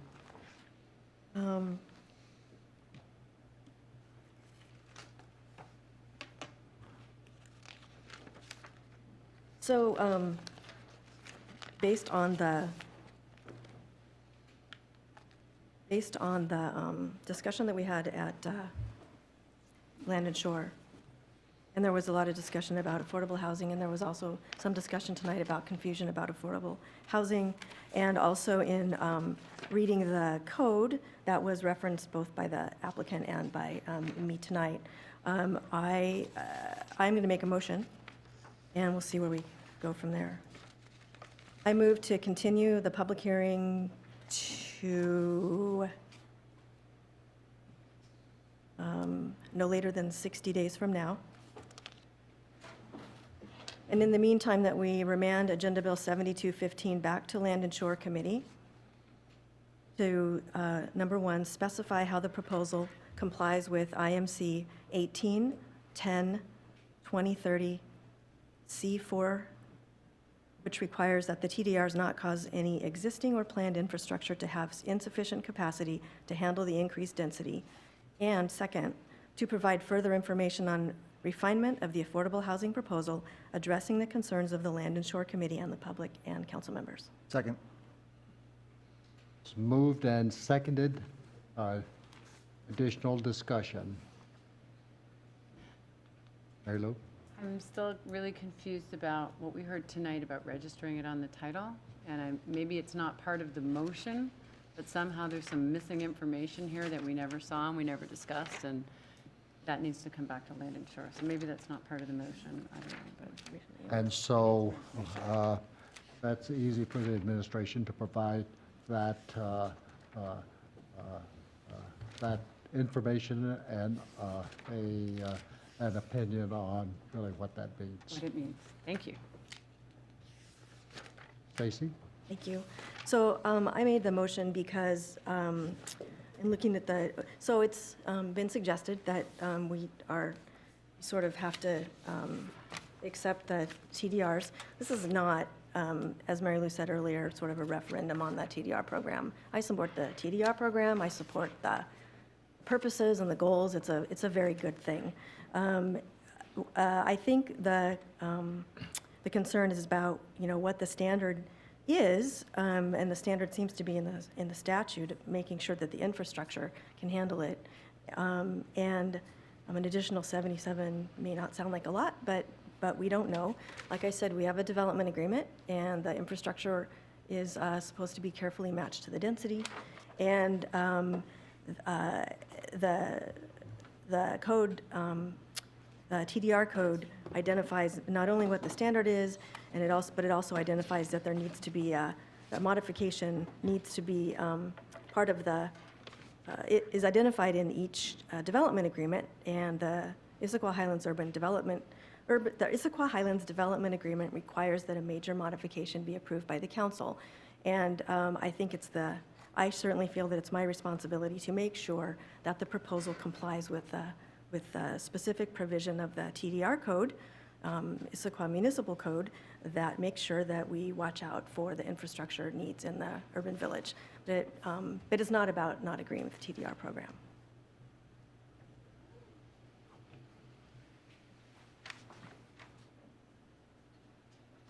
Paul? Thank you, Stacy, for those comments. I thought they were well spoken, and I agree. The packet in front of us today has a proposed both accept the agreement or decline. We have language for both in those, and I know that the committee had recommended to deny the amendment to the development agreement. I think we've heard this evening a number of issues that we need clarification on. So I fully agree that, and it is clear within our code and the TDR statute, as Stacy said, and I think this is very important that the additional TDR units, we understand, and that they either the infrastructure supports them or some, whether it be mitigated or not, that the infrastructure has to support them. So I think it's a very important gate. I think this council is at a place where it needs to know what that's going to be. And so we're creating some more time to get that information. I would also add that I know the committee had conversations about the affordable housing piece, and yes, that is a piece that is in flux here within the city. And yet, I think this proposal is my interpretation is that it would add 30 units at different levels of affordability. That certainly is a benefit to the city, so I'm very interested in seeing if a way to bring that benefit to the city, if we can do it, if we can absorb that. But finally, just about the TDR program, I appreciate the comments we heard tonight. Whereas I'm sympathetic to every existing Issaquah resident who thinks, we've got congestion, we've got build out, please don't add any more. I'm very sympathetic to that. And at another level, this idea that we are adjacent to open space and that we want to preserve that, and that preservation of open space is valuable to us. I'm glad that we've got that into the conversation. I think that was missing before. And it might be hard for an existing resident of the Highlands to say, okay, that Park Point land is now preserved as open space, and that's a benefit that I value. I understand if you're struggling with that, but at a high level, policy level for Issaquah, for growth management in general, that idea of preserving open space and taking those development rights and including that in the urban areas like Issaquah for greater density, that's a core tenet. And there was even I appreciate the reference tonight about how the Growth Management Act recognizes TDRs as an essential tool for achieving these objectives. And so I would ask that my fellow residents who are realizing now that we're going to reconsider this question to also keep in mind the benefit of the preservation of open space. It's a benefit to not only us, to all of us, and to future generations. And that's a very important element that I'm going to consider as we go forward with this issue. Thank you. Mariah? Thank you. I wanted to basically to say that I support the amendment, and that I wanted to echo some of what my fellow council members have talked about, that this is a complicated issue. It involves a lot of different things, but we're talking about a major modification to the development agreement. And as we start to talk this through even more than we have on Land and Shore, there are a number of issues that I really do think we need more information about. Is there this sufficient infrastructure? And as we start to talk a little bit more, maybe more work that needs to be done in terms of the affordable housing element. I'm very much in support of the TDR program and of course of affordable housing and any sort of efforts in those areas. But I think that we need to take a step back and get some more information regarding some of those issues. Thank you. Anyone else? Ola. So, I think you're hearing a consensus around the dais that this is not any sort of a NIMBY reaction, but really a wanting clarity on some areas that are very important. I'm struck by the fact that in the mayor's State of the City address, he said the most important issue we have in front of us is traffic. And so I feel that that's absolutely correct, and that it leads us to wanting to measure twice and cut once. And so I am eager to see a little bit more clarity around that and some of the other issues that have been addressed here this evening before being confident about being able to support this. I mean, I'll be supporting the amendment here this evening, but supporting the larger issue. Thank you. Bill? I too very much appreciate the TDR program. It's done great things in the area, and we want to continue to work on that. I do think that we have some more information that we need to have before we make this decision. So particularly as Councilmember Gilman stated, that was on the impacts, that we need to know what those are, not guess what they are, but have some more facts on those. The affordable housing piece needs more definition right now. It's kind of a side plate issue. We need to have that wrapped up and know what that is as well, and work through this. And I think it's reasonable to say we need a little more information, and 60 days to get that is, I think, reasonable, and I will be supporting this. Anyone else? Then the motion is to remand Agenda Bill 7215. Oh, just this. The motion is to continue this public hearing to April 17th, which is the closest meeting to 60 days out. And in the meantime, that we send Agenda Bill 7215 back to the Land and Shore Committee to evaluate how the proposal complies with the Issaquah Municipal Code 18.10.2030.C.4.B, which requires that the TDRs not cause any existing or planned infrastructure to have insufficient capacity to handle the increased density, and to provide further information and refinement of the affordable housing proposal addressing the concerns of the Land and Shore Committee and the public. That was moved by Council President Goodman and seconded by Councilmember Winterstein. All those in favor of the motion signify by saying aye. Aye. Those opposed? That carries unanimously. Keith, you thought you were going to sit down, but I believe our next agenda item this evening under the public. Hey, look, it's me again. Oh. And I guess we'll continue the public hearing to April the 17th. With that, Agenda Bill 7291, consider additional extension to temporary moratorium related to certain permit applications. This is a public hearing, and we will begin with a brief staff report on the progress on the moratorium. And Keith Niven, I guess you're still the Director of Development Services, so if you would, please. And Economic Development. Economic. So thank you, Mr. Mayor. City Council still here. Second topic of the night. So just to, again, similar to the last agenda bill, wanted to kind of give some context and some history so that we can all kind of get back up to speed. So the moratorium was initiated on the 6th of September 2016 by ordinance. It was an emergency moratorium. It was amended on the 16th of November by ordinance 2784.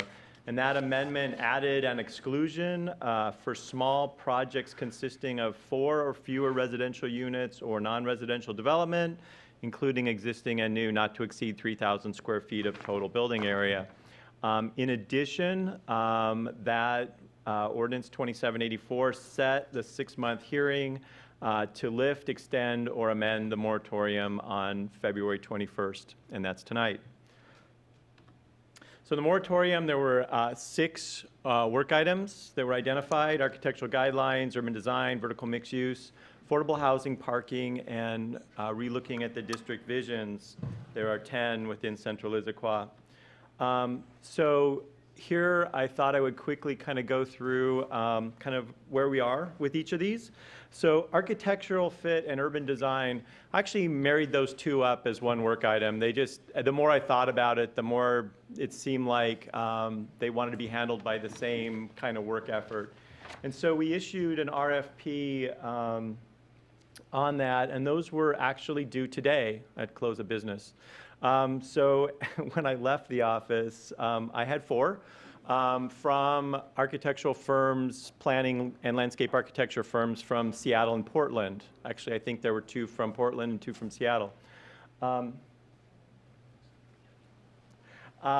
We are scheduled for consultant interviews on Monday.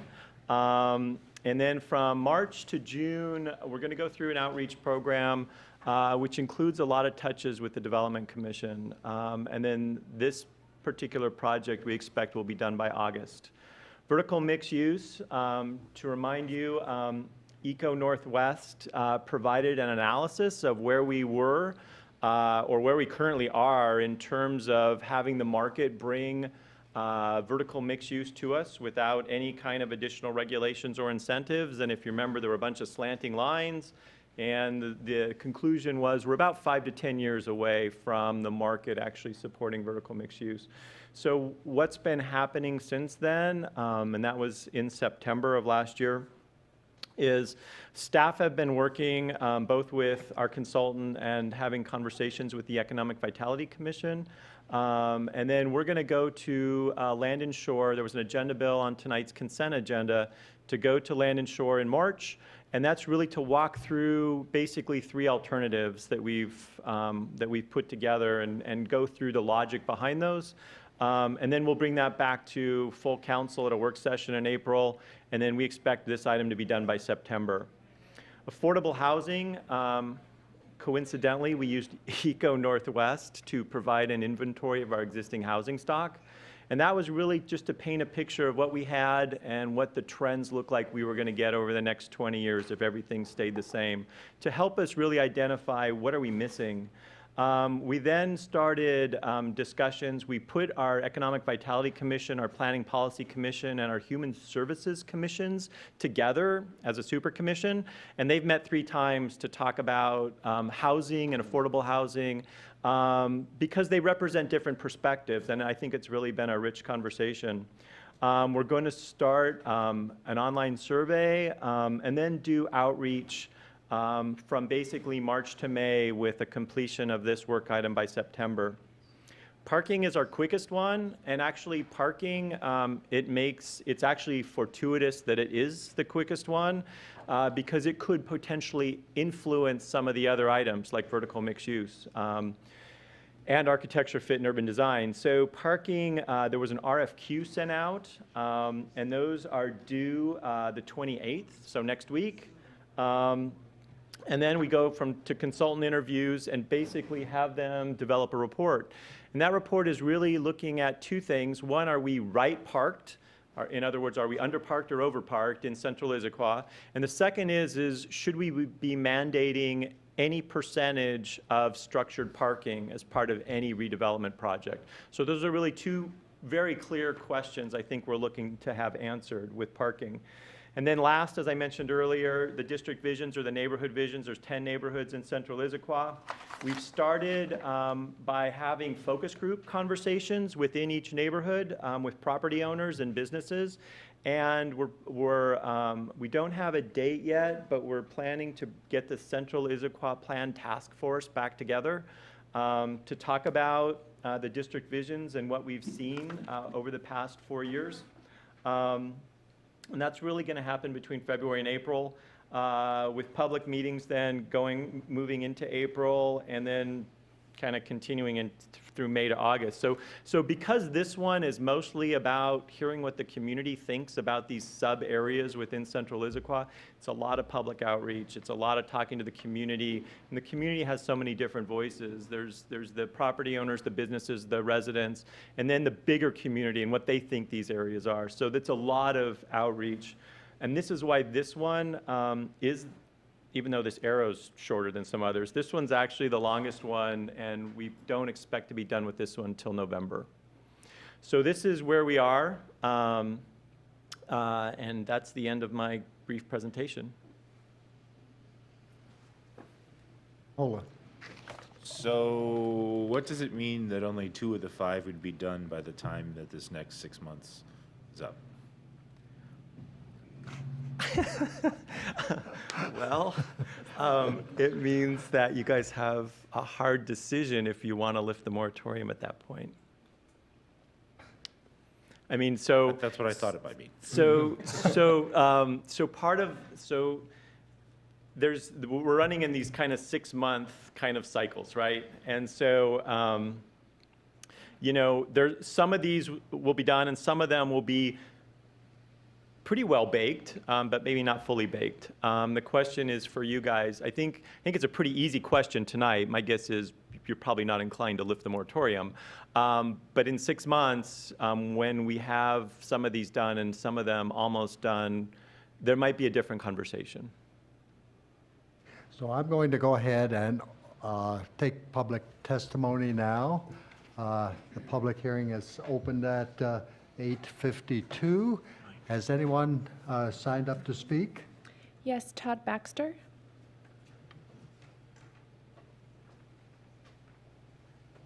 I'm Todd Baxter with Windermere Real Estate out of Issaquah, and I have a client who I represent who has a property in Issaquah now, and he, due to a medical condition, was not able to be here. So he wrote a letter that he asked me to come in and read. Dear Issaquah City Council, my name is Dr. David Hildreth. I'm writing to request that you do not extend the current building moratorium. I own the property located at 2300 Newport Way Northwest. I operated Lake Sammamish Veterinary Hospital there for over 3 decades.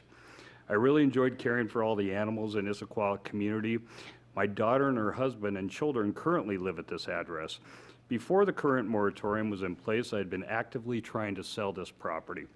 I have a buyer under contract, but everything had to be put on hold due to the moratorium. My health is precarious, and I would like to complete the sale of this property for the sake of my family. We are surrounded by the Gateway project on all sides. Allowing my property to be developed will add safety for pedestrians, such as sidewalks, and decrease traffic delays. The development of my property fits in with the existing city plan and will allow this area of the city to be completed for the community. I am requesting an exemption for any properties that either had a pre-application meeting prior to the moratorium or were already under contract at the time of the moratorium, or replace the current moratorium with a new plan once it is ready with no surprises to the city residents. Sincerely, David Hildreth. Thank you. Thank you. Is there anyone who has not signed up desiring to speak? Anyone desiring to speak? Third, Ed. Oh, wait, do you have someone else? I do. I'm sorry. Steve Wow. Pereira. Okay. Steve, you're back. Wow, indeed. So, Steve, everything else is still the same. So a couple things struck me. One, again, I referenced the earlier policy planning commission is only dealing at this point with 8 of 17 planning items that I think are part of who we want to be as Issaquah, and those aren't even going to be looked at until next year. In addition, the I guess 6 initial but 5 listed here items aren't even going to be completed until November. It seems a no-brainer that we should continue the moratorium pause at least for another 6 months, and I would propose even beyond then, but I'm sure that will receive more discussion. So in brief, again, yes, please continue the moratorium. Thank you. Has anyone else signed up to speak? Yes. Lindsay Walsh, still the same.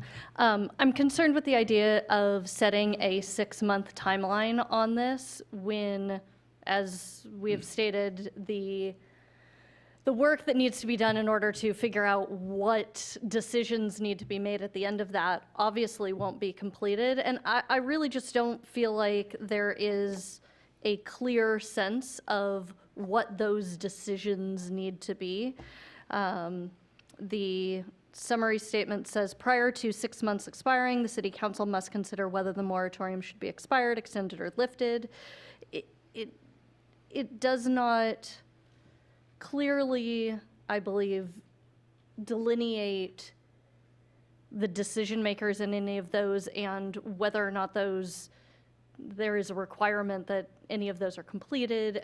I just feel like there should be more clarity there in looking at that 6-month timeline, in expecting to start at this point, considering we've already had that period previously. Thank you. Thank you. Anyone else desiring to speak who's not signed up? Anyone else? Third and final call. Anyone else?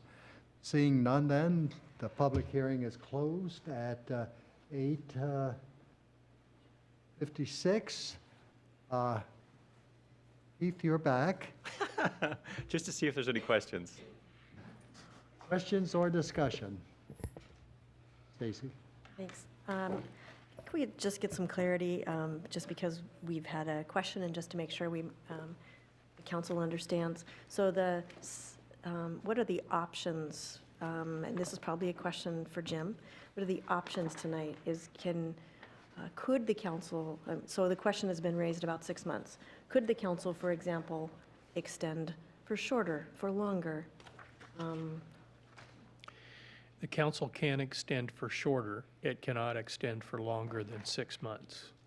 Under the state law, a moratorium, if you're doing a moratorium initially, you can make it for 1 year as long as you have a work plan.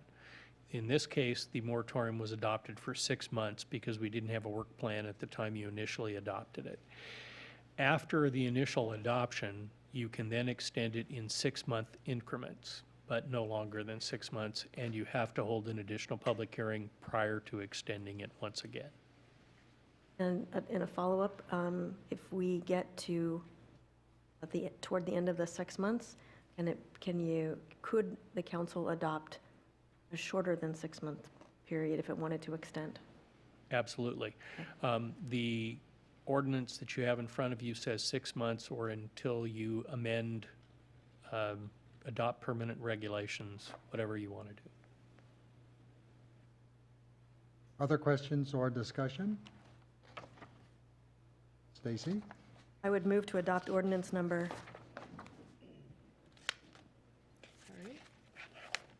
It's 2793.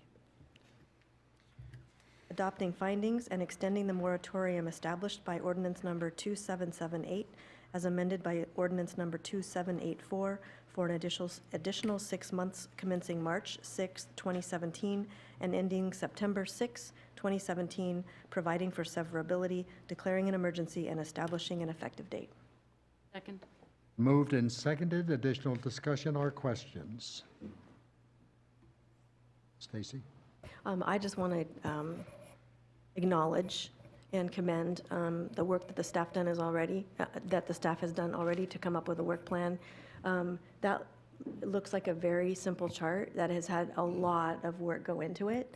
And we've seen the background information in various iterations, and it has not been a small task, and I want to thank you for all the work that you've done so far. Thank you. Other questions or discussion? All those in... One comment.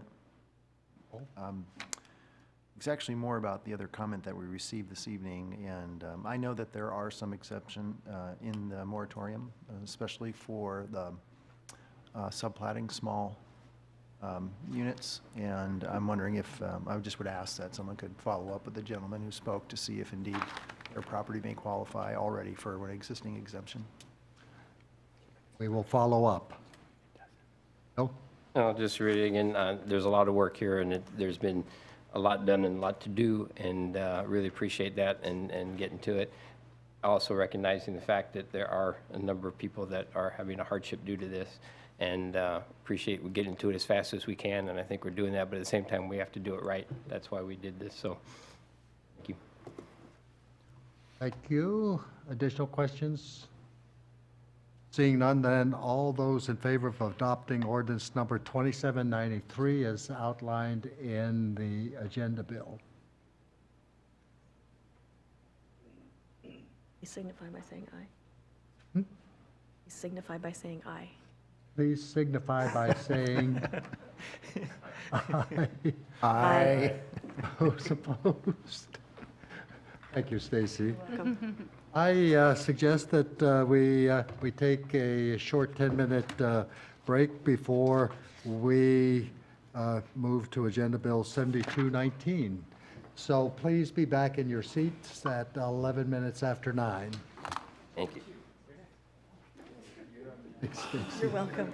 I fell asleep there for a minute. Okay.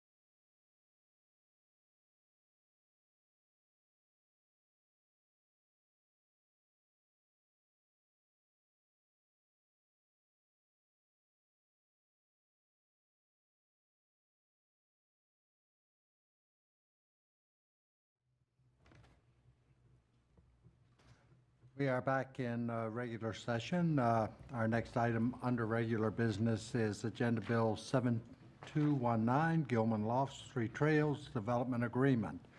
And Keith, again, will you kick it off with a short presentation?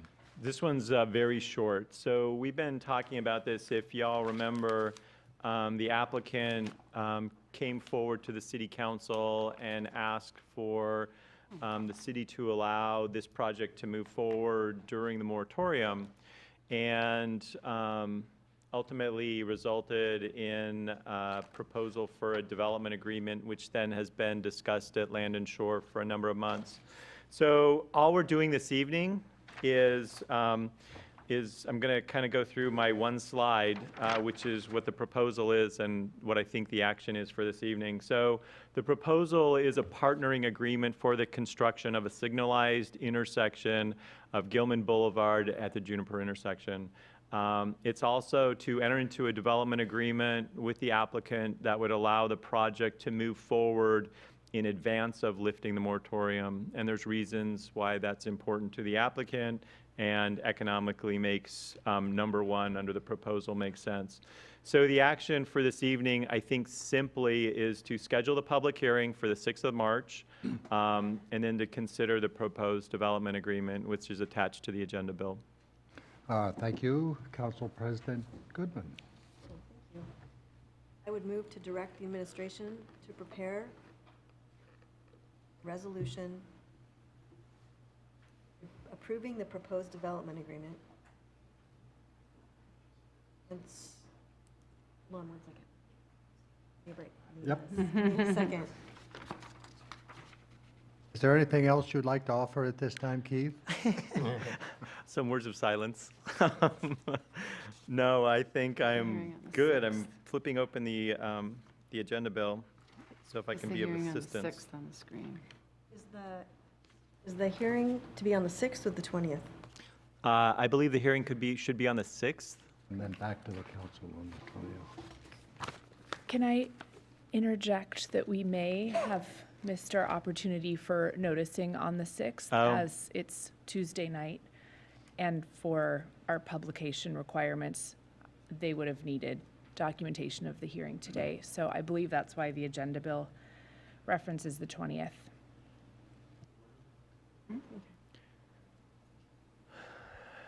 Right. I would direct the administration to prepare a resolution approving the proposed development agreement and schedule the related public hearing for the March 20, 2017 City Council meeting. Second? Moved and seconded. Questions or discussion? Mary Lou? The comment, I can't remember, Keith, did you include in the update what the vote was out of Land and Shore, because it wasn't unanimous? 2 to 1. It's Okay. in the agenda bill. Okay, thanks.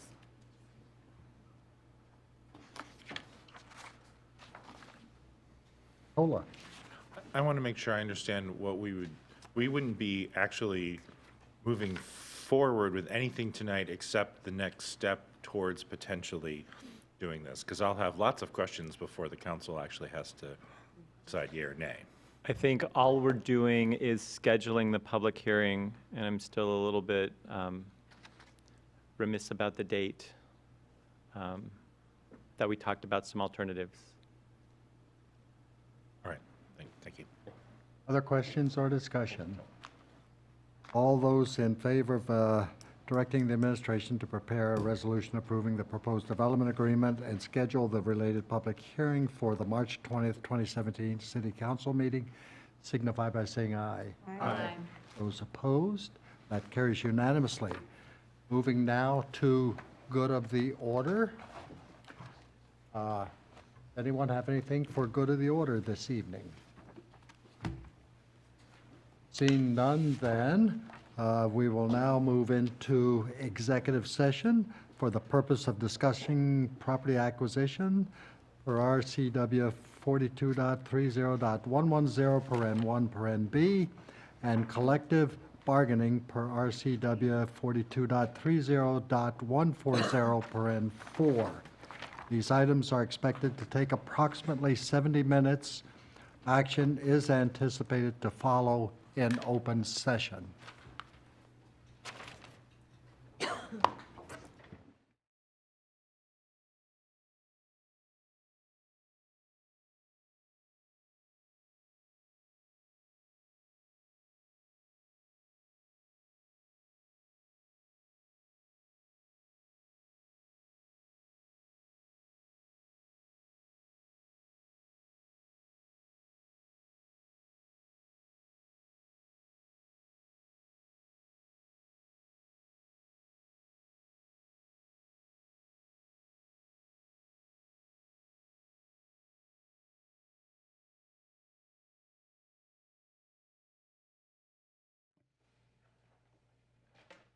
We are back in regular session at 10:27. Councilmember Martz. Mr. Mayor, I move that we authorize the mayor to execute a revision to the purchase and sale agreement for the King County Roads property in order to reduce the purchase price by $100,000 and to authorize proceeding with the low bid for remediation on the roads property in an amount not to exceed $100,000. Second. Moved and seconded. Any questions or discussion? Yes. Question. So I was Googling around a little, and I'm not a lawyer, but there is some stuff on the AG site that talks about properties of sale between governments. And it talks specifically about selling properties for full value. And let me find it. Making governments fully accountable for their property, ensuring that the resources allocated by law to one government are not used to subsidize the activities of a different government. We still have concerns that we haven't examined that avenue of law carefully enough. And that's my concern with this ask tonight. You may be able to. Yes, that statute I am familiar with. That's the State Accountancy Act. It basically says that one government agency cannot subsidize another government agency, the theory being that taxpayers of one jurisdiction should not be subsidizing the activities of another jurisdiction. But that, I think if King County wanted to assert a larger purchase price for the roads property on that basis, they should have done so. But that doesn't prohibit the city from purchasing the property for the county, for what the county has offered it to the city for. And if the city decides at some future point to sell a portion of the property for receiving the full value which the city would be required to receive. County can do something wrong. Interesting. Other questions or discussion?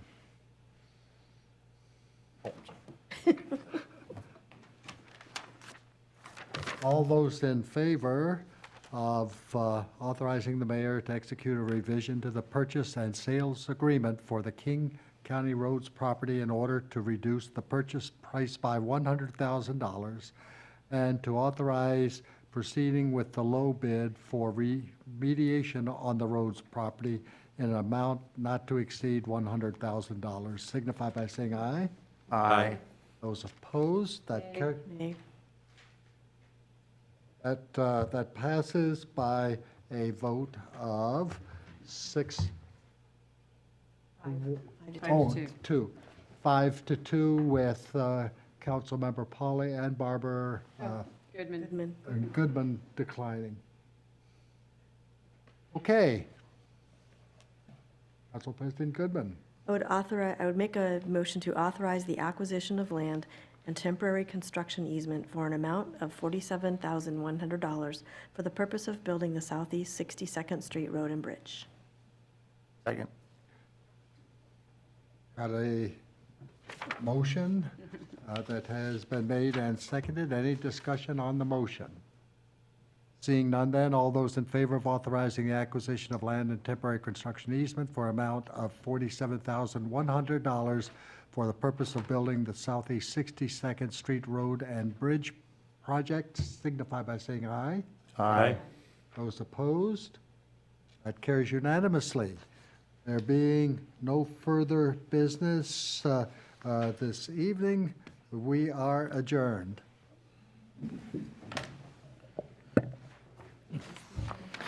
Oh, he should have taken, no.